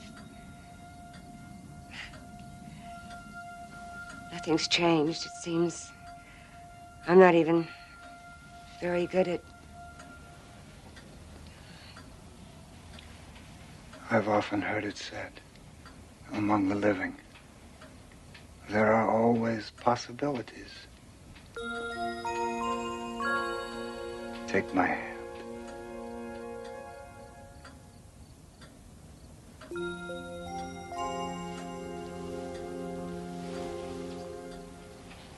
Now, in this last moment, are you afraid of me? Oh, no.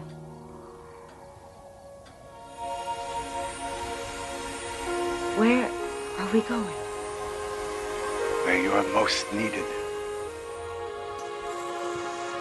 I'm afraid he doesn't have much time left.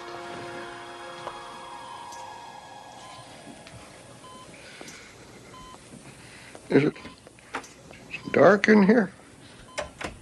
Yes, it is. I'll try to find you someone. No, please. Don't go. It'll be all right. I have to go. No, please. I'll be right back. Wait.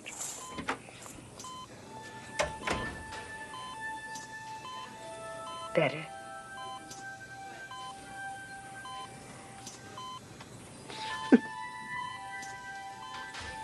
I'm sorry. I'm afraid. Don't be afraid. I bring you peace, sleep, and I alone will never leave you.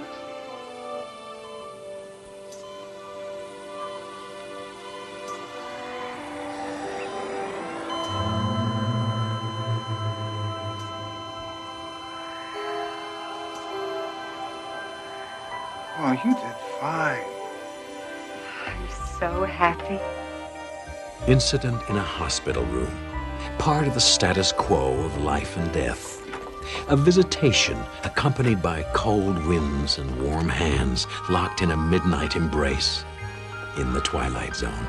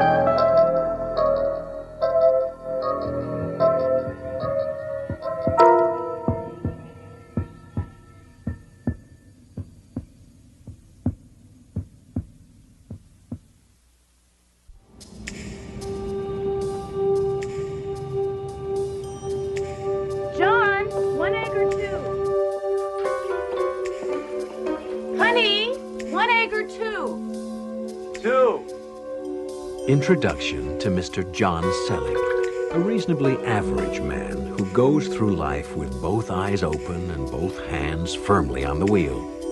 Mr. John Selig, practical and steady, who is about to be blindsided by the Twilight Zone.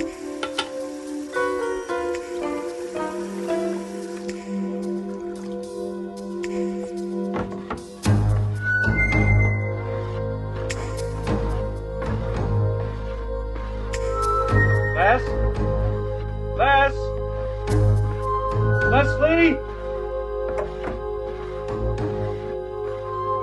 Leslie? That's all right, sir. Don't worry about a thing. Be fixed in a jiffy. No, but it oh, fell. Yes, sir. Shoddy workmanship. I'm terribly sorry about all this, sir. It's just the way things are these days, you know. Always rush, rush, rush. Nobody giving a fig for quality. Not like the old days. Hey, wait a minute. What do you think you're doing? Fixing your mirror. What's it look like? But there's a camera back there. Where?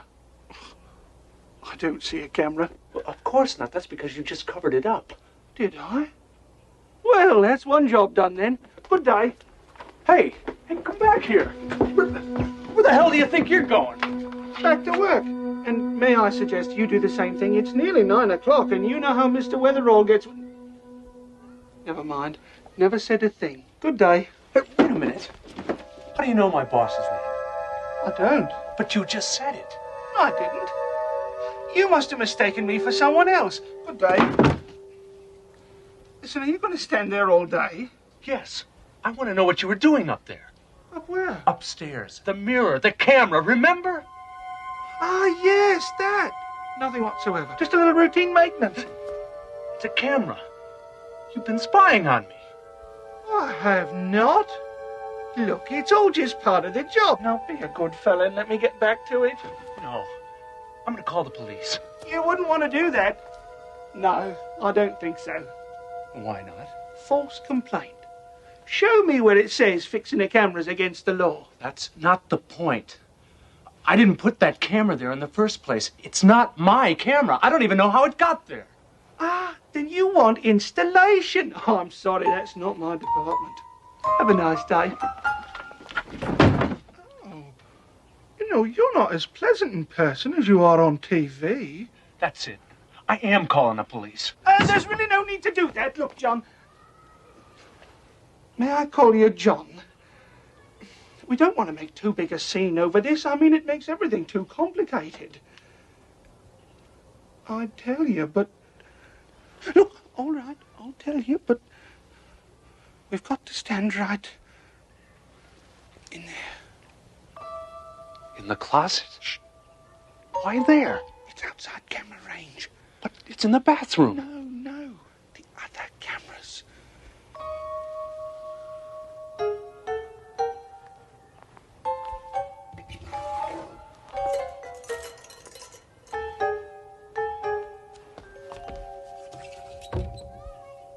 All right, talk.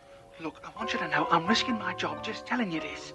You're not supposed to know, you see? I mean, it takes all the fun out of it, doesn't it? All the fun out of what? Look at my chest. Excuse me? Here. You see those letters? JSTV in big, friendly letters? Yeah, so what about it? Stands for John Selig Television. You're on television. I am? Yes. 24 hours a day. You've got quite a following. Did you know you've got people who tune in the middle of the night just to watch you sleep? Extraordinary. Who's watching? Oh, everybody. Well, everyone who subscribes, at least. Everyone? My my neighbors, all the people I know. They were quite helpful, yes. Helped to set up cameras all over the place for maximum coverage. Your job, your car, the office, living room, den, bathroom. Well, that one was less than perfect, wasn't it? Bedroom, kitchen, rec room. Bedroom? Well, it is a cable service. Adults only, that sort of thing. Well, now you know. So, if you'll excuse me. I don't believe you.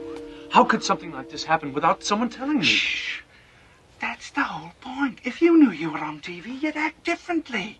It'd take all the fun out of it, like I said. That's why everyone on the service signs a contract specifying they won't spill the beans. Besides, gives all the folks you know a chance to be on TV. Archie, call 9. Have to go. Now be a good fella and don't tell anyone I told you, all right?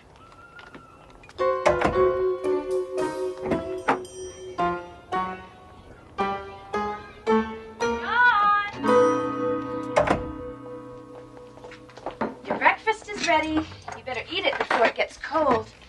Haven't you finished dressing yet? Did you see that man? What man? He came right into the bathroom. I spent 10 minutes with him in the closet. Did you sleep all right last night? I slept fine. It's this morning I'm having a slight problem with. I have no idea what you're talking about. Oh, I gotta go. Have a nice day, honey. Don't blow it for us. The ratings are terrific.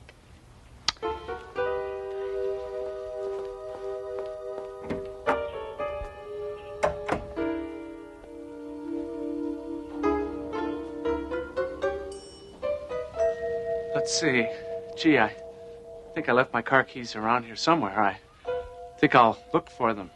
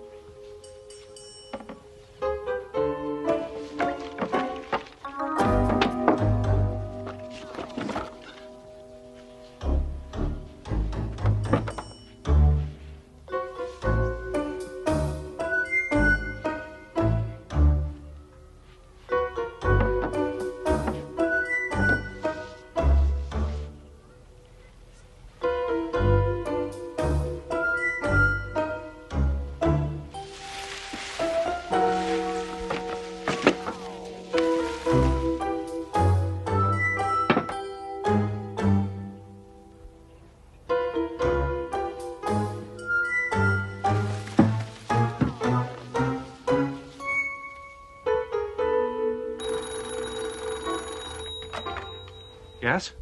This is to inform you that destruction of company property is to be avoided at all costs. Please inform maintenance and do not touch the equipment again. Thank you. Try and stop me.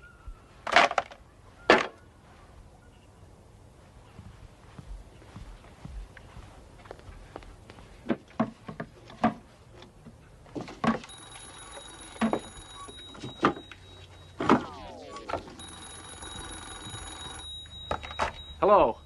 You were warned.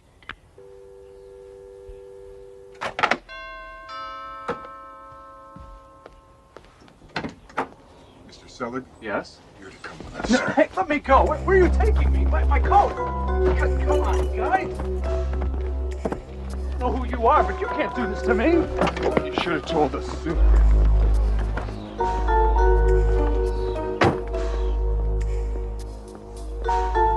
Well, you've gone and done it now, haven't you? Done what? Where are we going? There's some very big trouble, I'd say. Yes, some very serious trouble indeed. Smile at the birdie, Mr. Selig.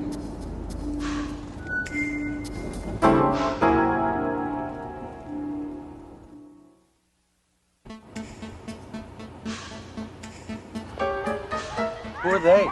Fans. Whose? Yours. Now that the secret's out, they can all come out of the woodwork. All those hormones repressed for 5 years. Disgusting, isn't it? Well, they rip the clothes right off you in a second, just like that.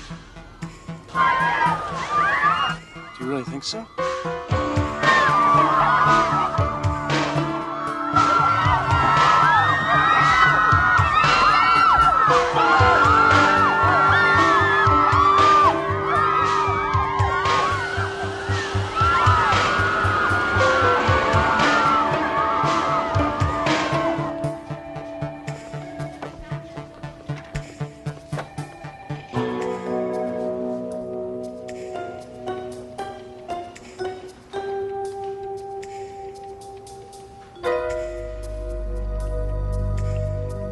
Go ahead.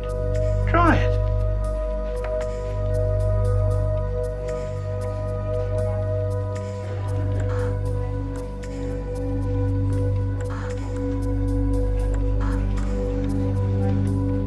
Typical, isn't it? All these channels, nothing interesting on.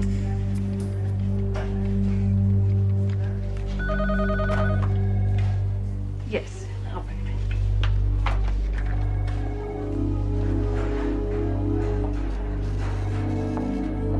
If you please, Mr. Selleck, this way.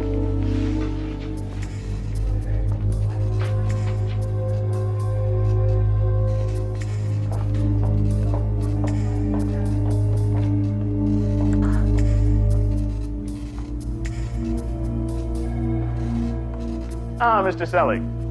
Arthur Spence. Nice to meet you. Please, take a seat. Make yourself comfortable.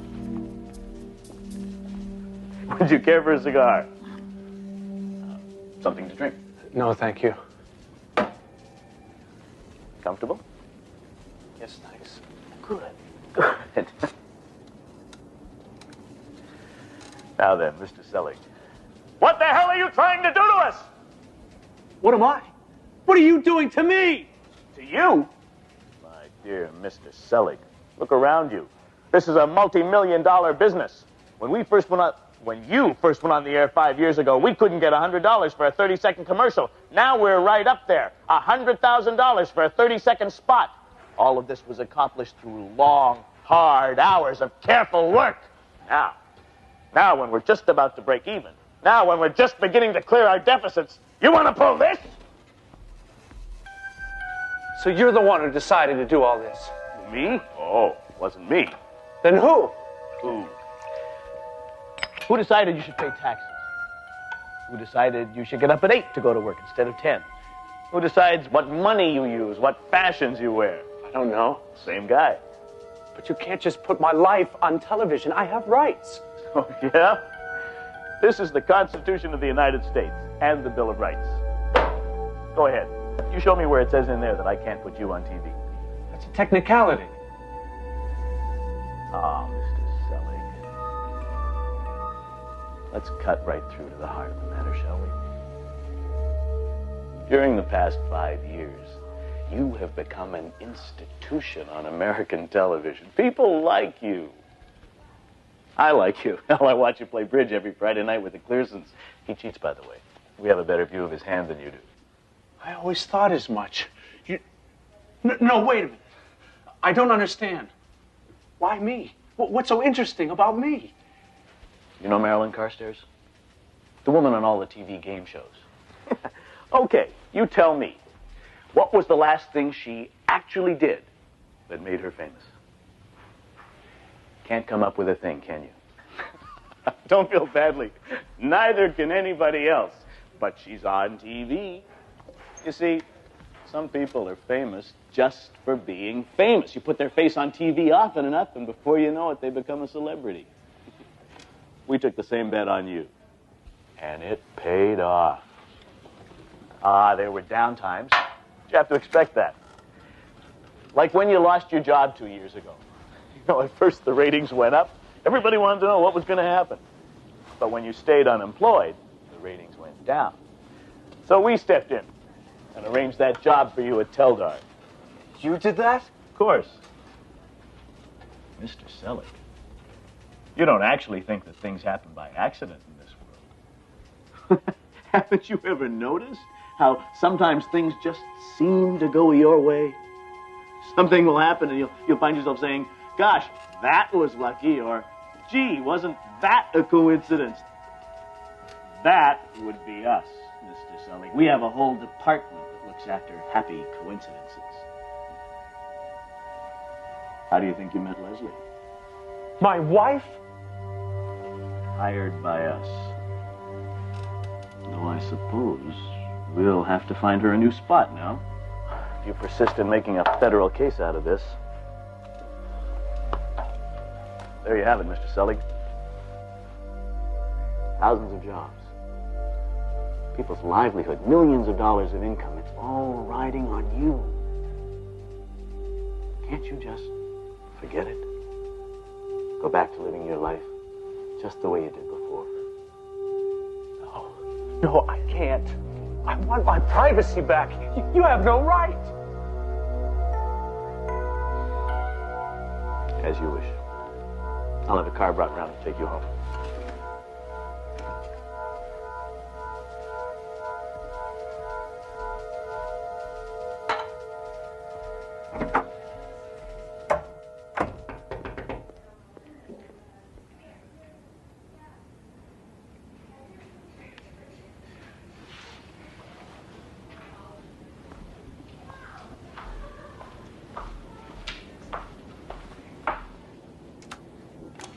Can I help you? It's you, isn't it? Oh, Mr. Selig, I'm your biggest fan. I watch you all the time, and I think you're just wonderful. Thank you. Oh, can I have your autograph? Oh, no, Oh, please. Well, I guess it couldn't hurt. It's all over with now anyway. I want to have a baby. I beg your pardon? Oh, then a lock of your hair. No, Oh, a jacket. No, I think maybe you better go. Oh, please, Mr. Selig, I've come all this way. Please.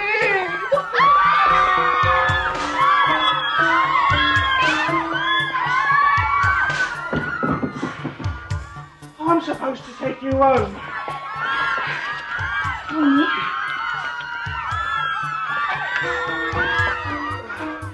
I'll have to go out the back way.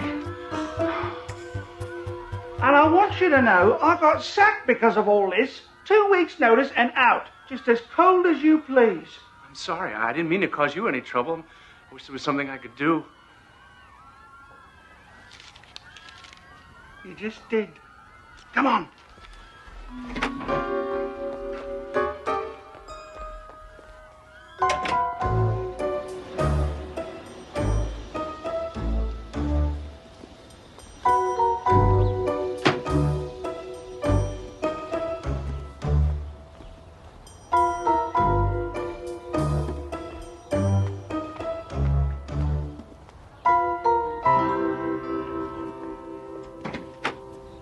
Hi. Come on in. I was just going over the fan mail. I had no idea so much had been collected. The gifts, offers of marriage, it's amazing. I just came to drop this by. It's a check. Back pay for the last 5 years. Oh, yes, they always intended to pay you. They just kept it in a trust fund until you either found out or the show got cancelled. But it's a lot of money. Hmm? Yes, I suppose it is. What are you doing? Company equipment. Not needed around here much more, is it? Now the show's been cancelled. Now that you know, it's not much fun anymore, is it? And it's really over? Sorry, not my department.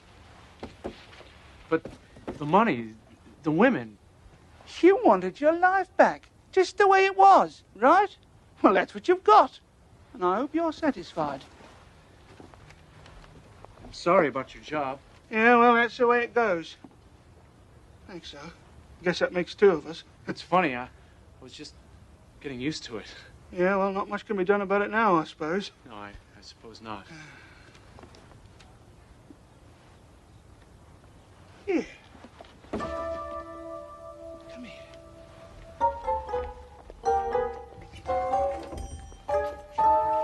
Look, I was thinking, if you were the guy in charge and I were you, what would you do? Maybe you'd just tell me I was off the air, so I'd think I was, but I'm really on television without knowing it. This way, I'll go back to acting normal, which is what everyone wants in the first place.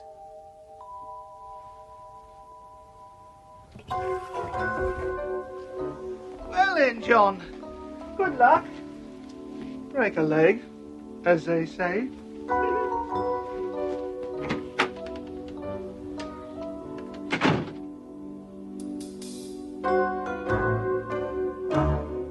My, but isn't it a wonderful day?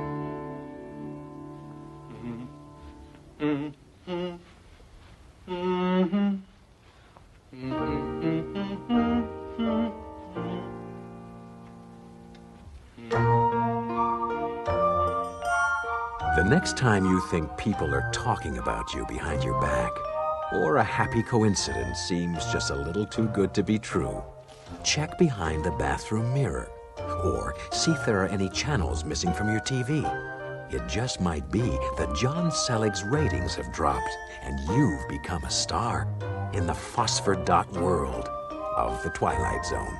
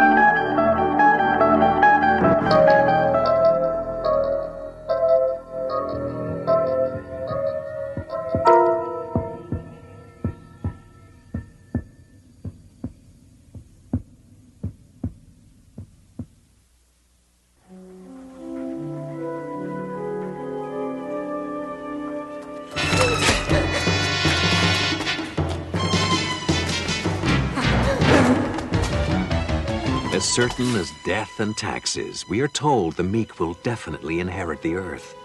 Perhaps, but not always.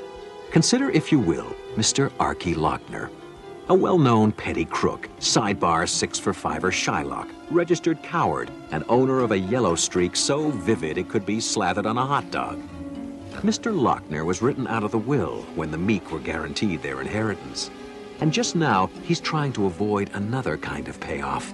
A soulful payoff in that off-track betting parlor we call the Twilight Zone.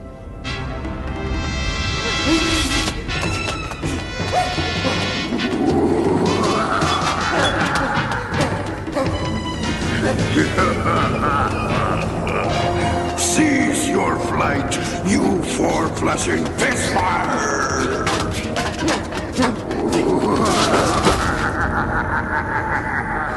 This is the second most ill-advised action you have ever taken, Archie Lochner, you miserable garment of human meat.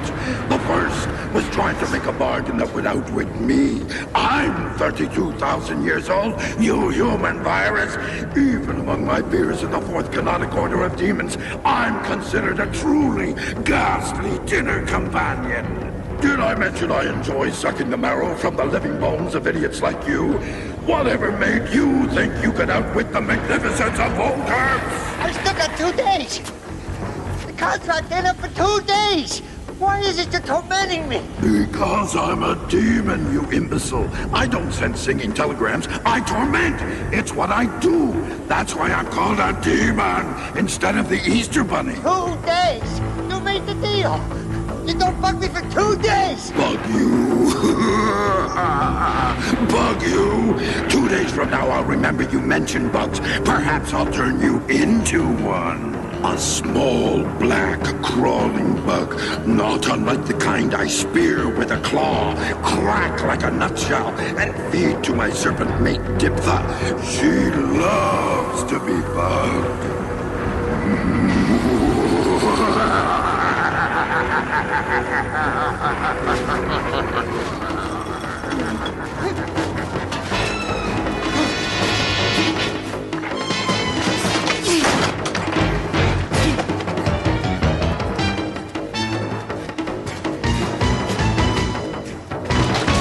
You gotta help me. You gotta save me. My life is your hands. He's gonna turn me into a bug, a thing that crawls, and then he's gonna eat me. No. He's gonna give me to his wife, his snake lady, and she's gonna eat me. So you better help me, because if you don't, it's gonna be all over for me. Why don't you twist off his head, Mr. Lancaster, sir?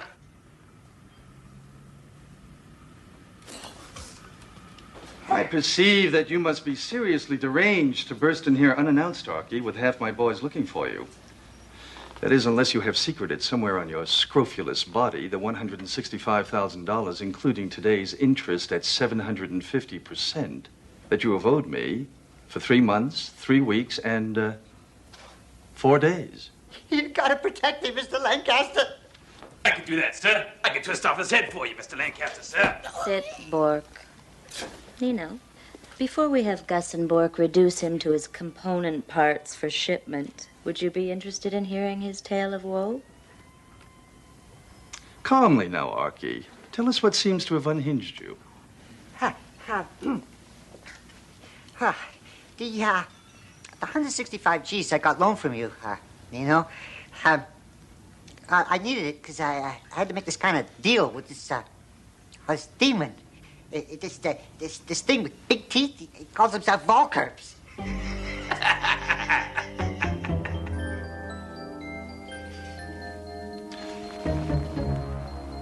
A supernatural being.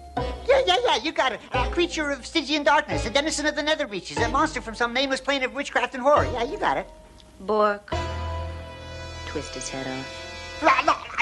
I ain't making it up, Mr. Lancaster. Honest, I ain't making this up. That thing's after me. He's right out there in the alley. Go on. Well, we made this kind of deal, me and this Volkerps. See, he gives me all the winners at Pimlico, Aqueduct, Santa Anita, Hawthorne, Liberty Bell, and Maywood, all in the same day. See? In exchange for? First refusal option on 51% of my immortal soul. Things must be worse in hell than we know. Your soul's gotta be pretty grungy and soiled, kid. They said good help was hard to come by. He mentioned doing windows and floors. What do I know? Then you'd be able to pay me back in full, including the crippling interest rate. And you'd finally manage to extricate yourself from the nasty, brutish life that distinguishes you. Well, that's how I supposed it will be. Yeah, sure. And pigs will fly, eh? I mean, he gave me all the winners, all right. 20, 30, 42 of them. And I bet them all, and they won. Each and every one of them. Except a few of them, they had strokes, and they died as they crossed the finish line. And a bunch of them got disqualified because it was full of dope. And 11 of them got scratched for bumping in the stretch. And on and on and on like that. Oh, sure. They all came in first, all right. And I lost every cent I got for you, Mr. Lancaster. And that's why I've been ducking your collectors. And that's why this Mr. Volkerps is going to come and take me away and eat me if you don't protect me.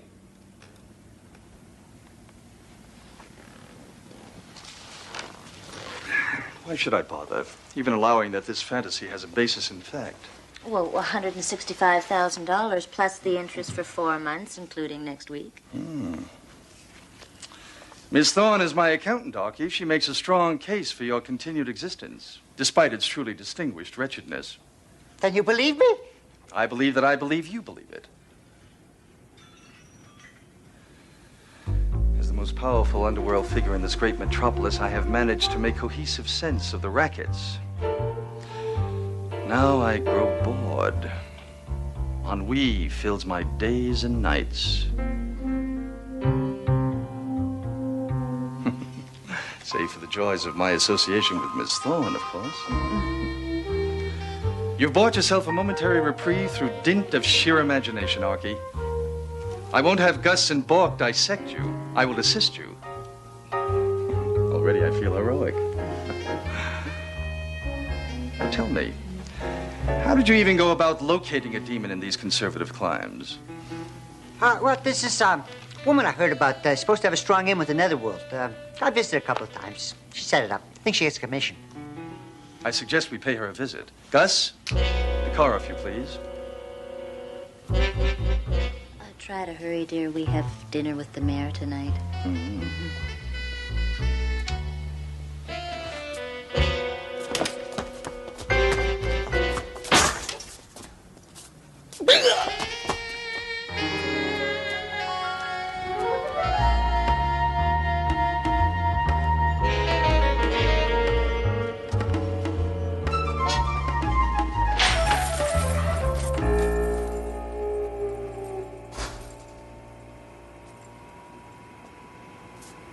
You are the impressive Cassandra Fishbein, trafficker in the black arts? I'm a beautician, beauty technician, and cosmetologist. I got a license.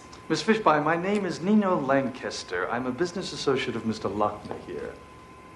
He advises me you served as a go-between, amanuensis, amicus curiae, for him and a, personage named Valkerps. I'm calling a cop. Probably not. Very likely in my employ in any case. I ask your assistance voluntarily. Or perhaps I could ask my employee, Mr. Chaucer, to persuade you. Hey, who the hell are you? Look. I'm just a poor businesswoman trying to make an honest buck in a world of kids hot for purple hair and shaved heads. Ah, yes. Business. Have you ever considered the range of unexpected tragedies that could befall an unwary coiffeuse, whose insurance premiums, no matter how exorbitant, would not cover the mysterious mixing of DDT with her shampoos? All the inconvenience resulting from perhaps, all of a sudden, the truckers who schlep said wares from the distributors decide they've lost the bills of lading, and said goods wind up in Beirut? Or the constituted authorities suddenly get it into their heads to toss the businesswoman's apartment for illegal and noxious substances, which would, I'm sure, result in said authorities discovering nickel bags of such vegetation and powders stuck down in the pillows of a sofa?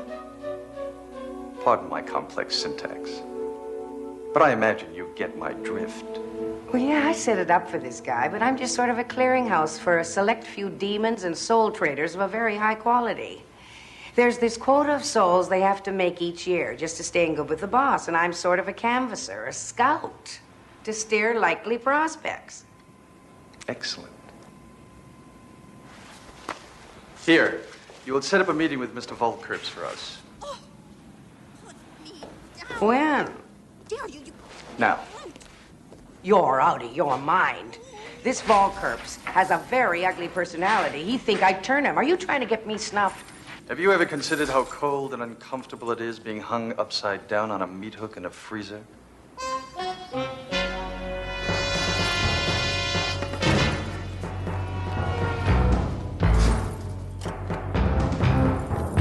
By all the Majas of Solomon's court, by the three-eyed moon of Astaroth, I call thee, Valkerps, to come forth.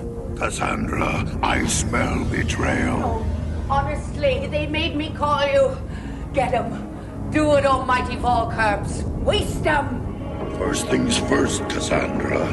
The little rat human, he has 2 days. But you...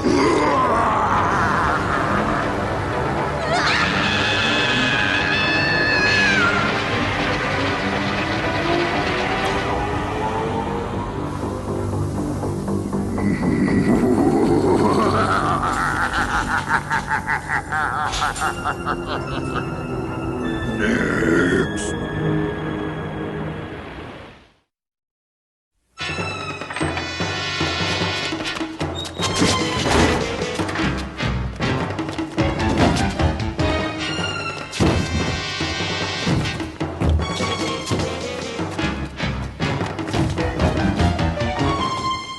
Don't just stand there! Pile! Pile! What happened? Where's Nino? I don't know. He's dead. He's gotta be dead. Valkerps came. Big! He was big and right there. He came straight from hell. He still stunk a rotten egg. You left him? You ran? He ran like hell. The thing just fricasseed the woman. Hit her with some kind of laser. It turned her into ashes like an old cigar. Oh my God, Nino! Nino! All right. That means we have to consolidate our interests. Get the accounts transferred into the corporate name, begin amortizing the rolling stock, and make sure that none of the boys try to take over the territory. Are you crazy? That thing's gonna fry us and eat us. It's coming! Who's there? Nino, open up. You alone? I said open the door, now.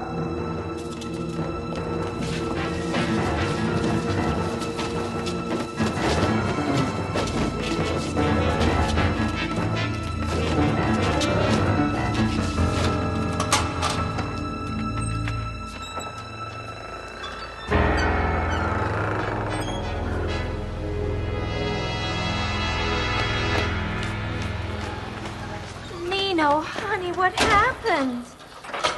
Can you walk? Obviously. Well, is your body burned? Get away!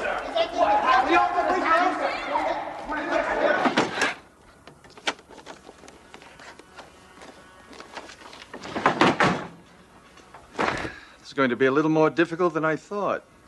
I'm doomed. If you can't take him, what chance have I got? I didn't say it was impossible. I said it was going to be a little more difficult than at first I thought. How'd she get away? I dazzled him with fancy footwork. Okay, let's get to it. Gus, Bork, go see Nuncio at the docks. Have him talk to our people at the ship fitting operation. Get me 100 gallons of lead paint. What color, boss? Doesn't matter. Well, it comes in battleship gray, you know, which is like your standard color. Maybe we can get him to mix up a special batch in some nice pastel. Quiet! I don't care what color. Get gray, get anything, but get me 100 gallons with the highest lead content they can find. Then spray the inside of this office. Ceiling, floor, walls, windows, every inch of it, every corner. Then do it all over again.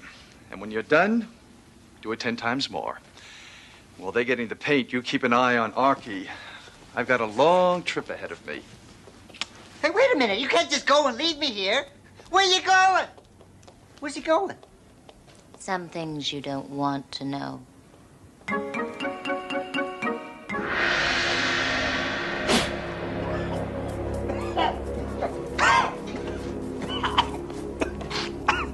Is this gonna save me?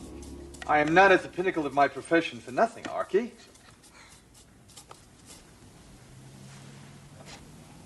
We have to wait till midnight.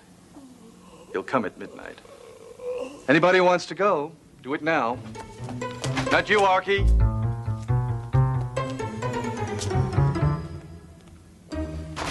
Here's looking at you, kid.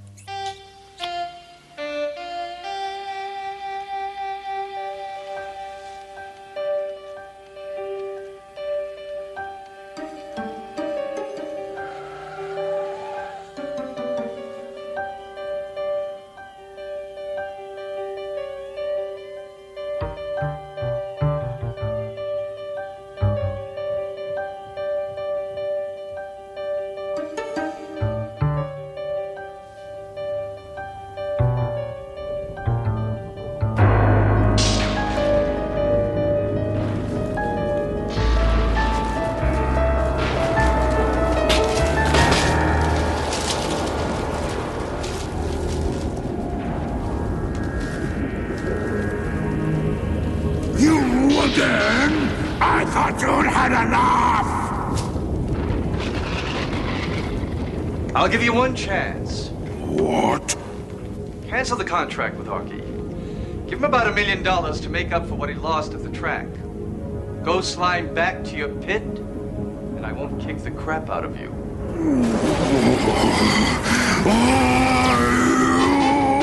Hazel, the door! Archie, the patch!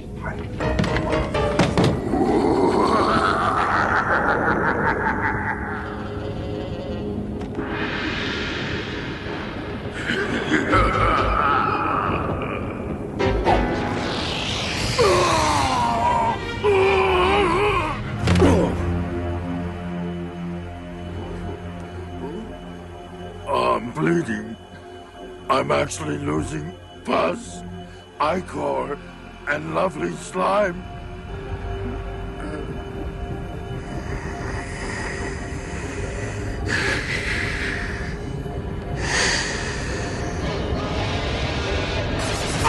You lousy twerp. Enough is enough.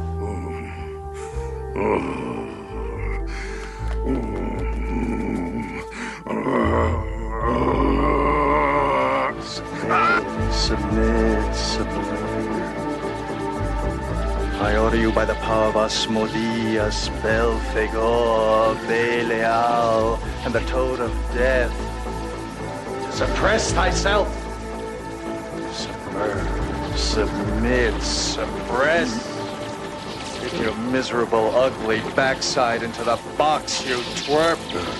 You lousy punk.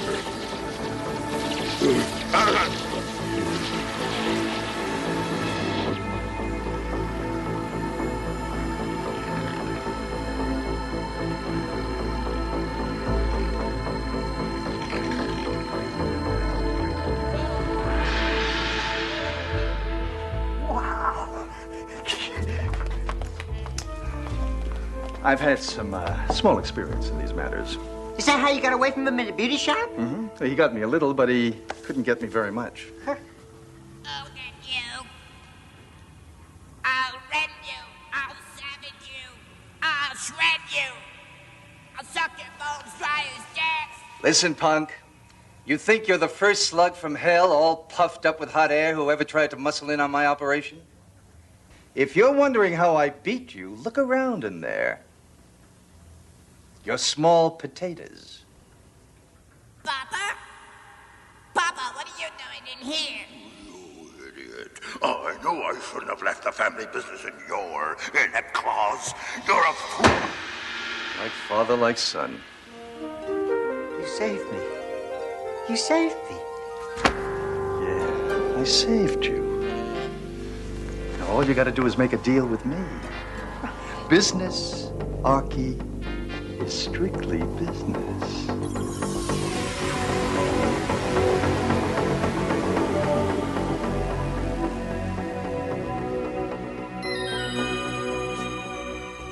Oh, Archie.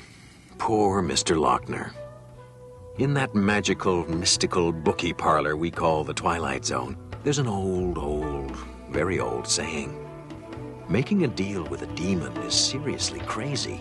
But making a deal with the master of demons, well, that's crazy as a soup sandwich.